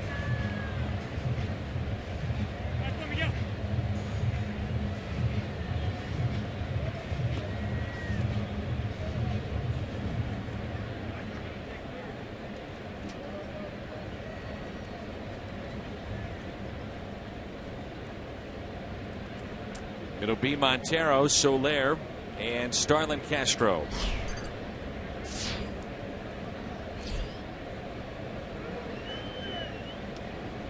Joe Maddon saying after the game last night he was very frustrated with the strike zone of DJ Rayburn, who's down at third today, the umpire, and said, look, I'm not going to let our young club get walked over, as the veteran Cardinals were getting many of the calls. Yeah, he was specifically talking about veteran Cardinals, and that's a pretty harsh kind of statement if you're the umpire hearing that. I mean, they don't want to hear that. Trust me, they don't want to be told that they're being partial to a team or even a group within a team of veteran players. But I think Joe Maddon, look, he is sly as a fox. This guy knows what he's doing. He's led teams in Tampa Bay. We talked about it in our open that year after year they're competing against the Goliaths in New York and Boston, and every year they're competing with them. And some years they're better than them. And he felt like he had to stand up for Tampa Bay and say, look, we're in your league too, and we're going to do what it takes to compete with you. And I think he's trying to get his team to act that way, not to just kind of fold. 1-2 the count. Major League Baseball, by the way, looking into those comments made by Joe Madden. I think you hit it on the head. I think it's more than him being upset with an umpire. It's about, I'm sending a message to my team. Exactly. And a strikeout for Lackey. That's 9 today for John Lackey. Plaza Tire, Fox Tracks. Let's take a look. There's a slider we talked about. Might even been the curveball. Had more of a downward movement to it. Breaking pitch either way. And had a number of strikeouts with that pitch. And again, it's the first pitch strikes that's the difference. Pitch count still low for Lackey, just 87. Working in the 7th inning. He hasn't struck out Soler yet in this game, but Soler leads the National League in strikeouts with 40. And he rips that out to left. That's a fair ball down into the corner. Jay will have to dig it out. Soler digging for second. Jorge Soler with a 1-out double. What John Lackey has also given the Cardinals is the bullpen a much needed day of rest. Potentially. Four-seam fastball. That's a big swing Soler has, isn't it? Long swing.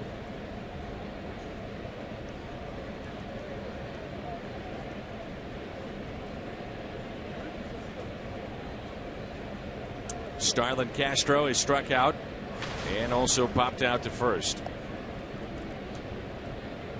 Think about that, Rick. You've had starters during this homestand. Tim Cooney, a couple of innings. Tyler Lyons does not get through 5. Lynn last night 6. So this is much needed. Absolutely. Starter going into the 7th. So there's really two things at work there as you're getting deeper into the game, so with lead here, so you can use your bullpen the way they're intended to be used when you're intending to use them. But you're also limiting the number of outs they have to get. So that helps tomorrow and the next day and the next day. And a fly ball hit down the right field line, slicing foul and out of play. Even Lance Lynn going 6 innings yesterday was a help in that regard. You could use Choate, Belisle being the waiver for an inning each. Just seemed to be a more normal way to use your bullpen as opposed to, hey, who can pitch today? Which I think was Mike Matheny's question there for a couple of days.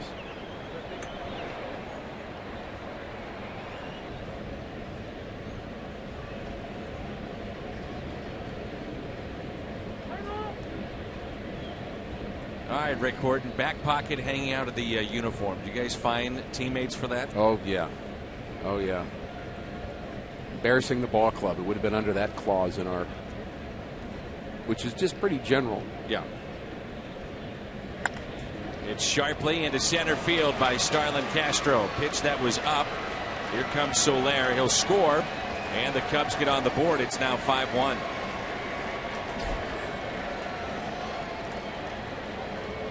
But you get your fine money back if you get a base hit with your and an RBI with your flap hanging out.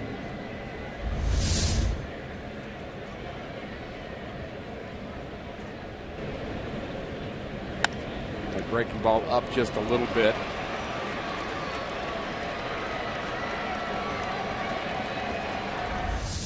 John Lackey with a St. Louis high this year for him in strikeouts with 9.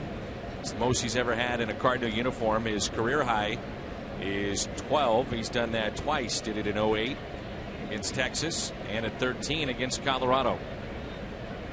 Kevin Segras starting to throw for St. Louis.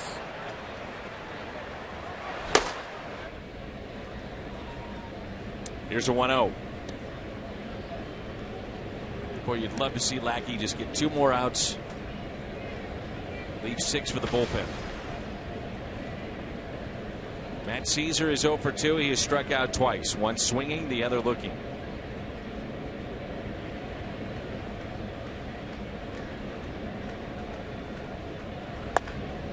Pulled Foul. Ooh, he thought about it, didn't he? Sure did. Hesitated to put the arms up. Wonder if Lackey's getting a little tired. That ball hung a little bit on the inner half and didn't have the sharpness. And really, the last 2 or 3 breaking balls he's thrown have just kind of spun up there. And that's something the pitching coach and the manager see. And that's why Kevin Segrist is getting ready for St. Louis.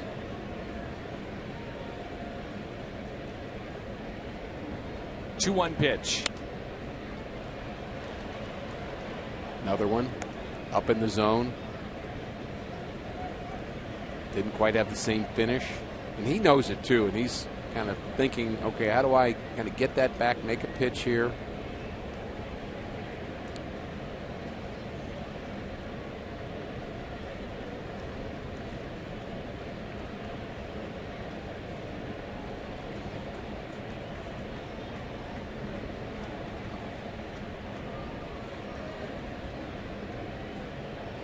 Two-two.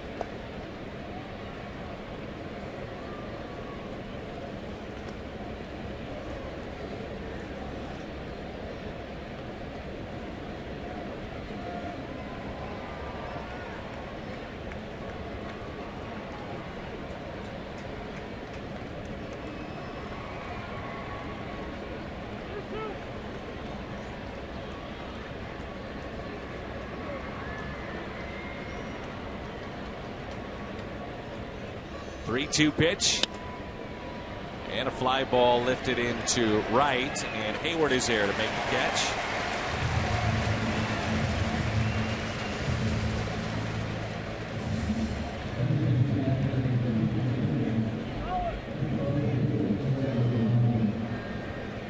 Dexter Fowler, the switch hitter, will be the pinch hitter. Justin Grimm came in, struck out 2. In relief of Arrieta. So left on the bench for the Cubs, David Ross, Wellington Castillo, and Jonathan Herrera.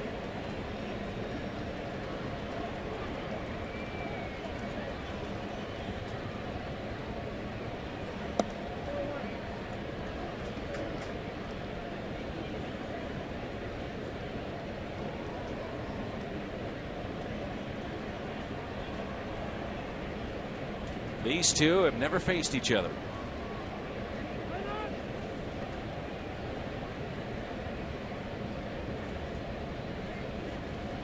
Both have been in the league a long time, especially Lackey.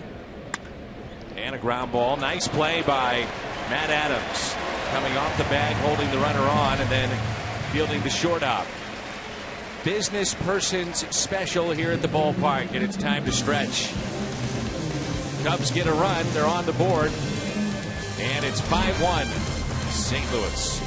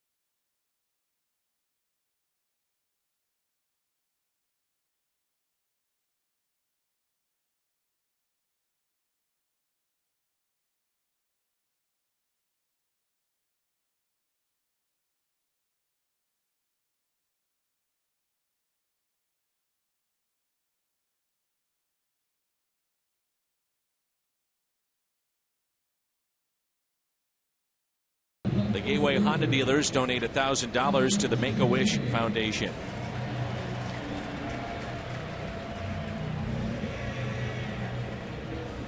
James Russell, our Chevy Colt to the pen. One of 3 left-handers that the Cubs now have in their bullpen. A pretty balanced bullpen. Could turn into a strength for them. Russell's been around for a while. His father was a big league pitcher.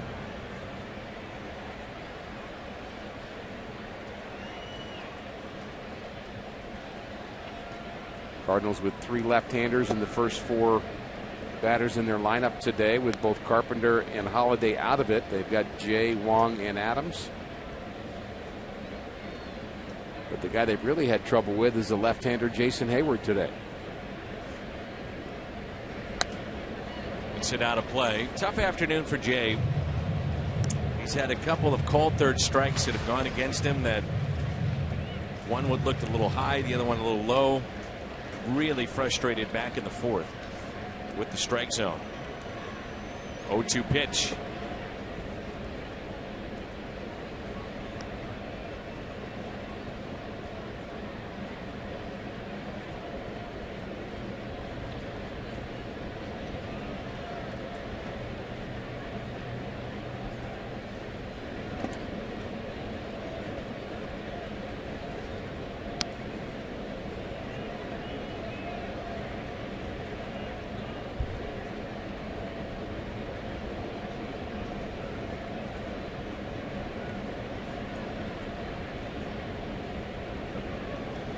The 2-2.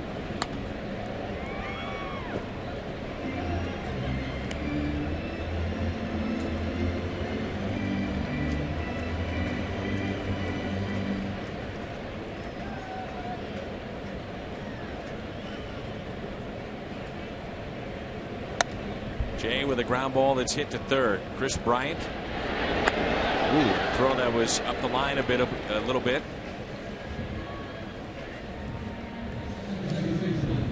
One away. The T-Mobile game changer. Best run differential this season. The Cardinals a +43. The T-Mobile game changer. I mentioned it last night how the Cardinals this time last year around 5-6 games back already at Milwaukee. The team has pitched exceptionally well as Colton Wong hits a high fly ball into center. That'll stay in the ballpark. Matt Caesar makes the play. Colton is 1 for 4. So the Cardinals have a great start. One of the questions I should say that's out there for St. Louis over the next couple of months. We learned yesterday that Jordan Walden is going to be out for an extended period of time, 6 to 10 weeks. So who will be the 8th inning guy? Looks like we'll see Segrist against the left-handers the 8th inning today, but who will be the right-handed 8th inning guy, if you could say it that way? And you and I like Seth Maness as more of a kind of a swing guy, double play, jam type pitcher that you're going to use when you absolutely need a ground ball, and who cares what inning it is. But who's kind of the dominant force in that 8th inning, and that's going to evolve, I know, over the next couple of months, and I would say that's uncertain right now. I'm not saying he would get the job, but Mitch Harris coming out of that pen throwing mid-90s. He's intriguing. He's intriguing. Tui Valala's intriguing, who we saw just for a short time, who's back in AAA now.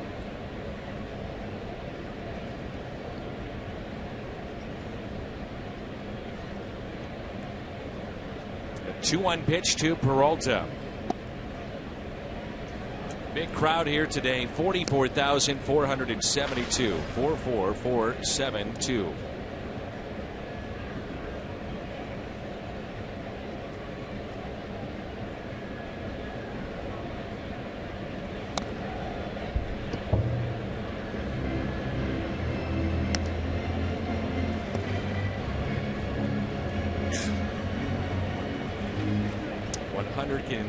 Second consecutive game in which the Cardinals have had at least 40,000.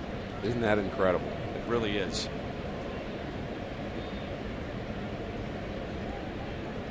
The 3-2 pitch, and it's hit out of play. Go back to some of those crowds and the old highlight films from Busch Stadium. There's nobody in the stands. You know, there's maybe 8,000, right. 10,000 people, and now it's 40,000 plus every night. That's a fair ball off the bat of Johnny Peralta. Making two on his way to second, and he's in there safely. A double for Peralta.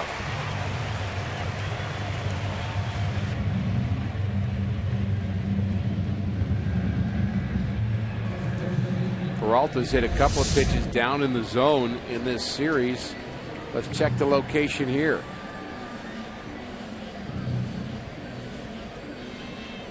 Kind of spun, didn't really break much. Just barely fair.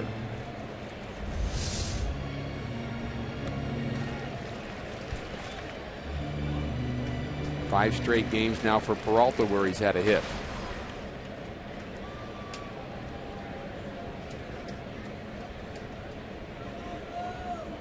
Two outs, runner at second for Adams. And he looks at strike one. Matt is grounded back to the pitcher. Grounded out to second base and also was called out on strikes in the fifth.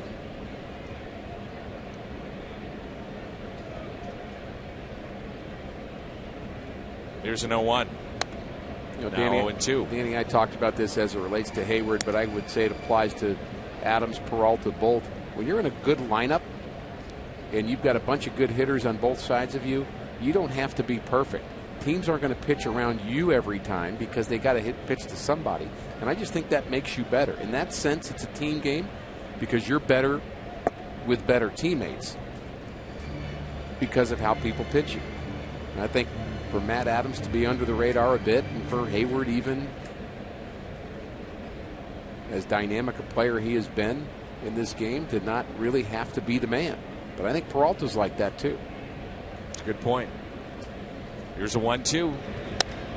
Adams to shallow left, and we head to the eighth. 5-1. Cardinals on top.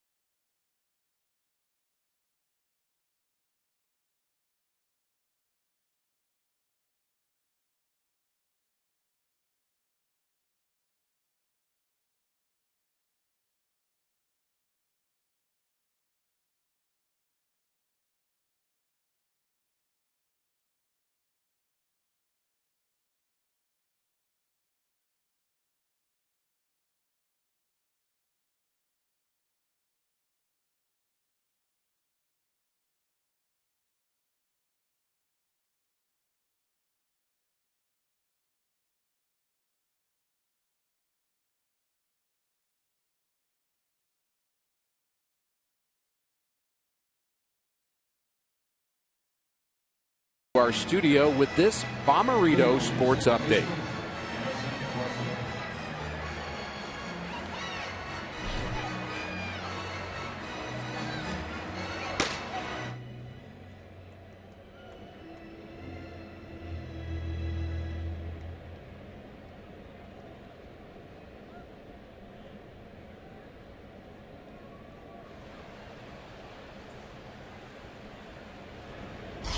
Thanks, Pat. Top of the eighth inning. John Lackey back to work. He'll face Addison Russell. And perhaps we'll see Kevin Segras. Both Segras and Seth Maness getting loose for St. Louis. Russell 1 for 2 with a base hit. Came in the third. Only 4 hits against John Lackey here this afternoon. Been terrific. 1-1, the count to Russell. Little flare in the right center field, and back goes Peter Borges, who puts that away for out number 1. Mike Matheny eyeing that Cardinals bullpen. Wondering how long he will go with John Lackey. 103 pitches now. Both guys are hot. And it's the top of the lineup, and Chris Coghlan. Coghlan 1 for 3. He doubled in the 6th inning. How'd you do on the first batter? I got him out. Good job. Coghlan off the glove of Lackey. Tough play here and no play. Base hit. How'd you do? Not my fault.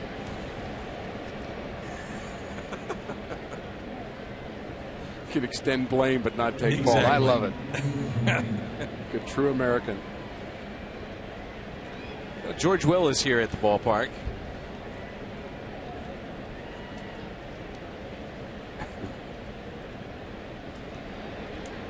Chris Bryant digs in. Bryant has walked and struck out twice.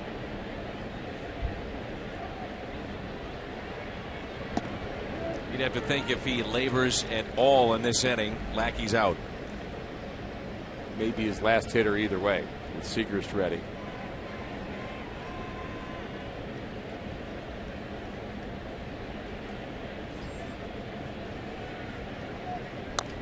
Cubs are headed to Milwaukee from here, and as Pat talked about that Dodger Milwaukee series,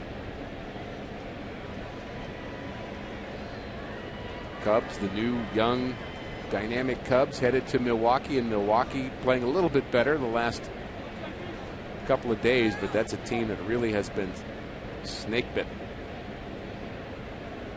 Frustrating start for the Brewers. 0-2 pitch in the dirt.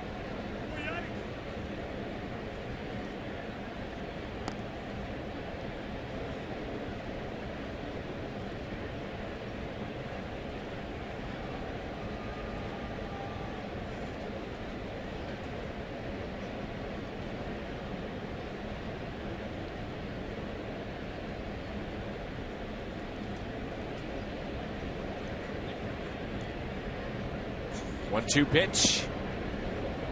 Kept in front by Molina. Your initial impressions of Chris Bryant? Well, you certainly like his ability. I think he runs better than I thought he could. I see him on base paths a couple of times, taking extra bases, and seems like a complete player. Has a good arm defensively.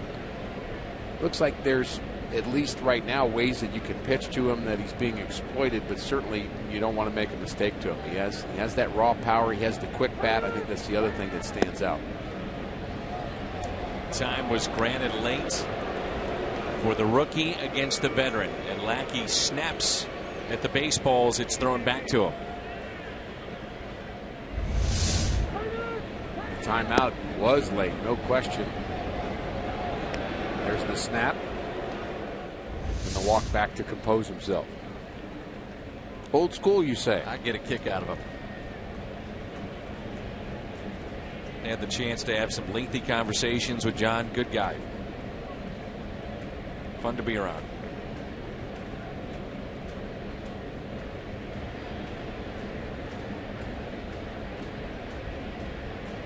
The 2-2. Strikeout. 10 this afternoon for John Lackey. Interesting note here. The only player to hit his first major league home run off of Lackey is Michael Ryan. It happened in September of 2003. He's out of baseball. The last Cub to hit their first home run in St. Louis or against the Cardinals was Logan Watkins last year. And you're going to hear a huge ovation for John Lackey here in just a moment.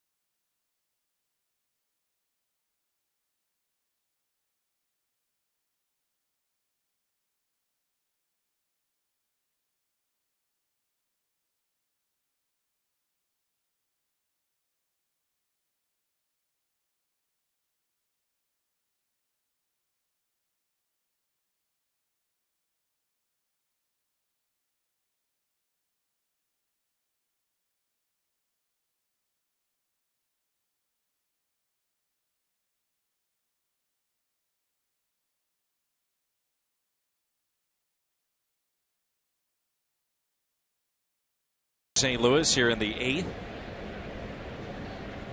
A Chevy called to the pen. What an ovation a moment ago there for John Lackey, and well deserved. 10 strikeouts today against the Cubs. 1 run allowed, 5 hits. Runner at first, still his responsibility, but we'll see what Kevin Segrist can do here. Couldn't have come at a better time for this Cardinal pitching staff. The bullpen has 4 outs to worry about. A lot better than 12. Pitch inside to Anthony Rizzo. 2 balls and no strikes. Rizzo struck out, lined out, and grounded out.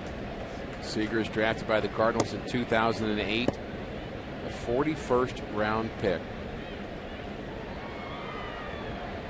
but has become quite a find in this organization and has an opportunity ahead of him right now. The opportunity you're talking about, 8th inning. Correct. That role. Throws a lot of fastballs, working on the changeup. We've seen more of that this year. The breaking pitch still a work in progress.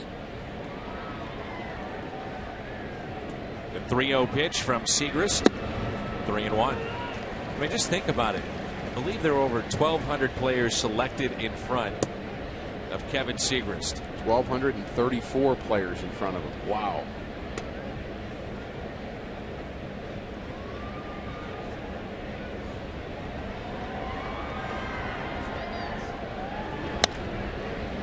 Popped up left side.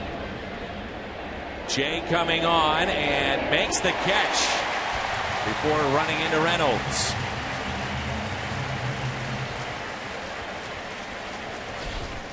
And a happy fan in that front row. Segrist gets the final out. A little help from John Jay. All St. Louis here in Game 4. 5-1.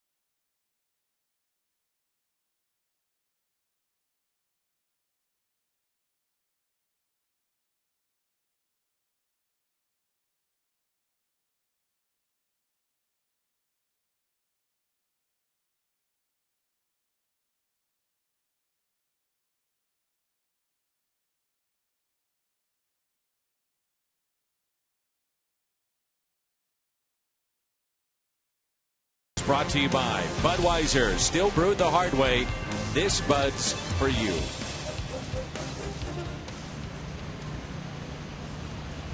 We saw a pitch in Game 1. It's Jason Mott. Go, buddy. With the Chicago Cubs now and our Chevy call to the pen. John Lackey, the pitching story of this ball game, though. 7 2/3. 5 hits, 1 run, 109 pitches for John Lackey. Mott the other night faced 2 hitters and got 2 quick outs. One thing we saw from him is that velocity seems to be back for Jason Mott. After injury, sometimes it takes a year or so to get that velocity back, and he was throwing mid-90s as he did there. Always been a kind of a full effort type pitcher. He's not one of those guys where he's got the smooth delivery and the ball jumps out of his hands. He's just, here it is, hit it. Kind of a maximum effort guy. There's the cutter that he worked on a year ago. Signed a 1-year deal with Chicago. And it's 1-2 on Mark Reynolds. Reynolds has struck out twice, singled and scored back in the second inning. He has given the Cardinals what they needed coming off their bench. Exactly what you thought he would be. Hasn't really had a lot of action at third base today. We haven't really called his name over there, but being able to be a right-handed power hitter off the bench, get some late hits for him, certainly has some power. Strikeout of Reynolds. Saturday, MLB on Fox Sports 1 returns with a doubleheader of divisional rivalries, beginning with the Royals taking on the Tigers, then the Braves square off against the Nationals. Coverage begins at 11:30 on your home for baseball every Saturday. Fox Sports 1 and streaming live on Fox Sports Go. So strikeout of Reynolds. And here is Jason Hayward, who's had a big afternoon. Hayward, a broken bat that goes flying into the screen. Flying past Molina. It's pretty close to Yachty, who's standing in the on-deck circle. They hit right in front of John Mozeliak, it looked like, too, and Bill DeWitt, George Will. That boy was over there by Yachty. Kind of seemed to me to go right between them, and dangerous moment. That gentleman right there is a MLB authenticator.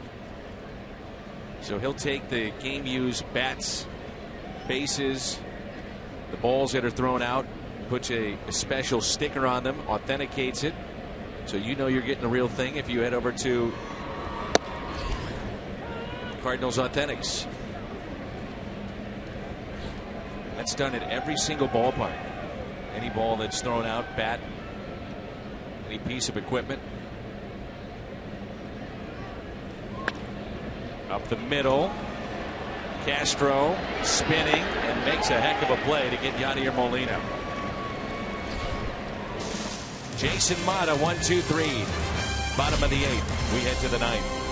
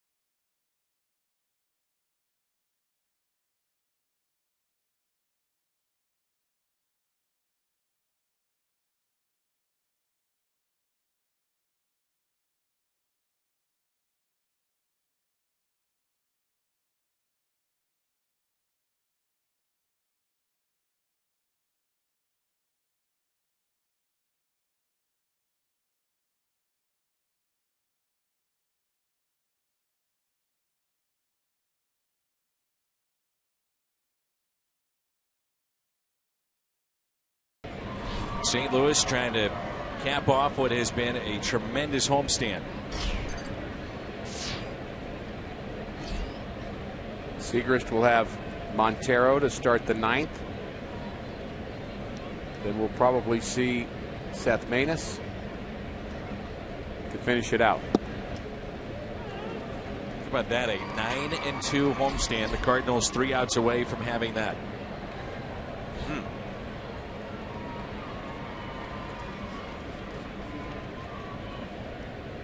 Here's an 0-1 pitch to Montero, second hitter that Segrist has faced. First man he saw was Anthony Rizzo. He fell behind 3 balls, no strikes, and then came back to get the pop-up in foul territory and send us to the bottom of the 8th. And a win today, the Cardinals would go to 8-0-1 in the 9 series that they've played. The one being a split with Chicago to begin the year. And another number that Cardinal manager would be pretty happy with. It would be a 16-5 record within the division. 3 more outs to get first. We talk about the youth of the Chicago Cubs. What about the youth of the Cardinals? I mean, here's Kevin Segrist, who has a couple of years of big league experience under his belt. He doesn't turn 26 until July 20th. And that's not what you want to do. A leadoff walk to Montero. And that'll be it. Here comes Mike Matheny. And he'll go to Seth Maness.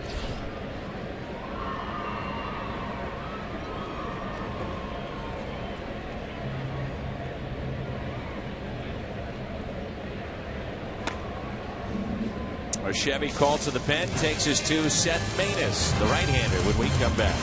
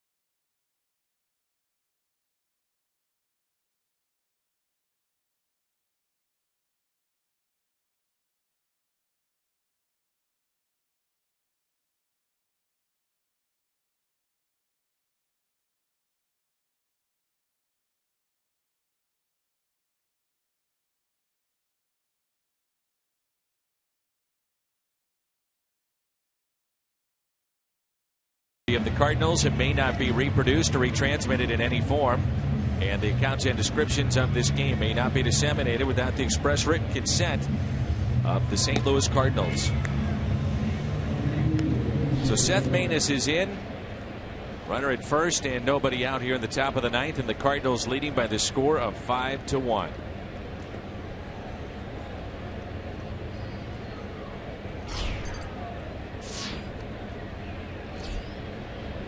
See if Mr. Double Play can do what he's famous for.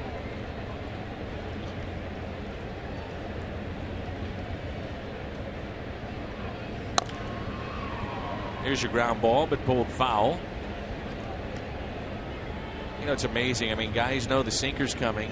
They tailor their swing, trying to at least get the ball and center it, and it's still ground ball after ground ball after ground ball. Pitch taught to Seth Maness, the grip, when he was in college by his roommate. There's a base hit on a pitch that was left up, and 2 have reached.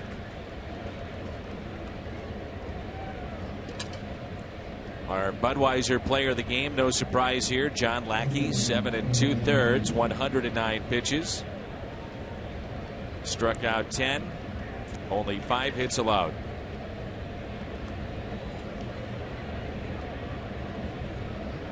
And Mike Matheny going back to his bullpen as Trevor Rosenthal had been getting loose.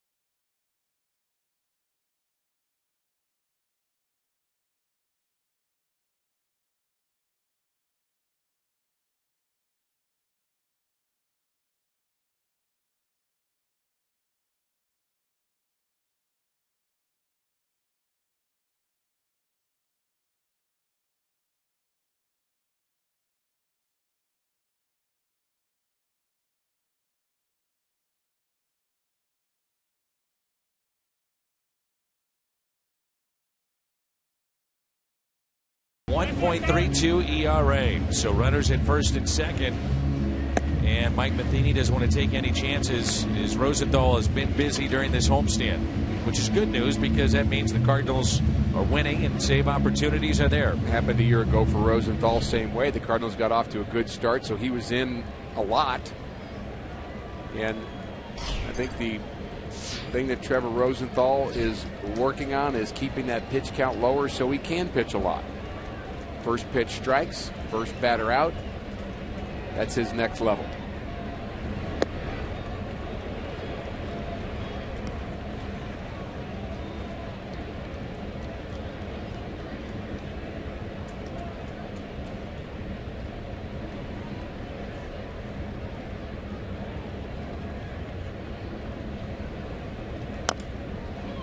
Slowly hit left side. Reynolds gloves, throws, and makes the play. Natural third baseman Mark Reynolds, you talked about that earlier, played 4 years as the starter with the Arizona Diamondbacks and looked very comfortable on that play.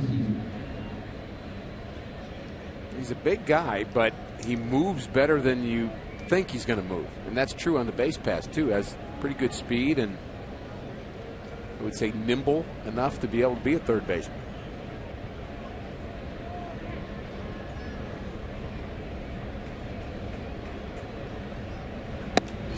Pitch was delivered there, and Starlin Castro was not in the dugout. Hadn't made it back yet.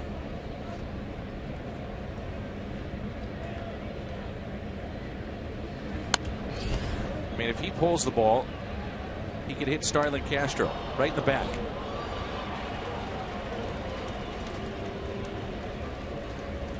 One ball, one strike with runners at second and third.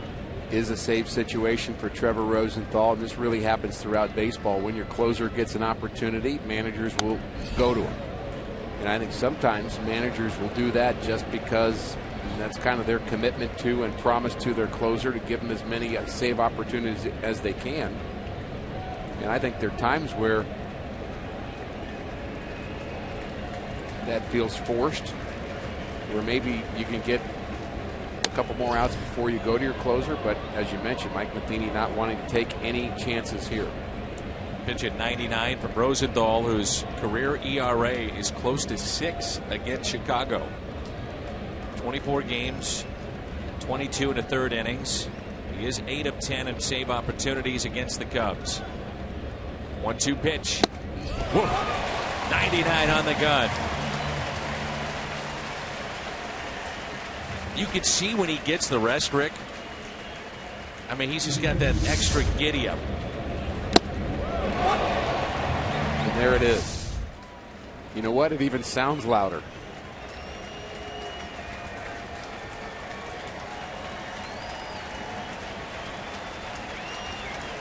And now the fans on their feet. Wellington Castillo. Strike one. Again at 99 on the gun.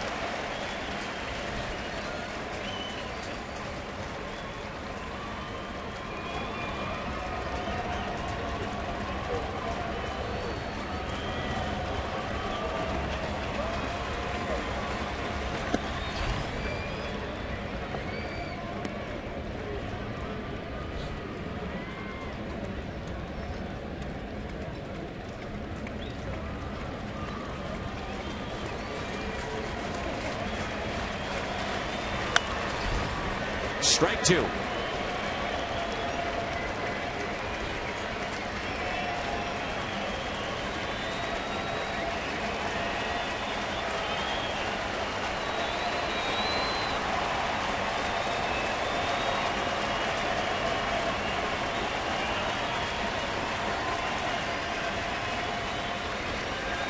One-two pitch by Rosenthal on the outside corner, and what a way to finish up this homestand. The Cardinals go 9-2. They win 3 of 4 against Chicago. They're now 21-7, and the lead over the Cubs 6.5. Tremendous outing for John Lackey. 7 2/3 innings, 10 strikeouts this afternoon against the Cubs. And what a homestand this has been for the St. Louis Cardinals, who now go 6.5 games ahead of the Cubs and have a record of 21-7. Missouri Lottery, Cardinals Live. The outstanding post-game show is coming up with Pat Paris and Al Raboski. Stats, highlights, and so much more. Stay with us on Fox Sports Midwest.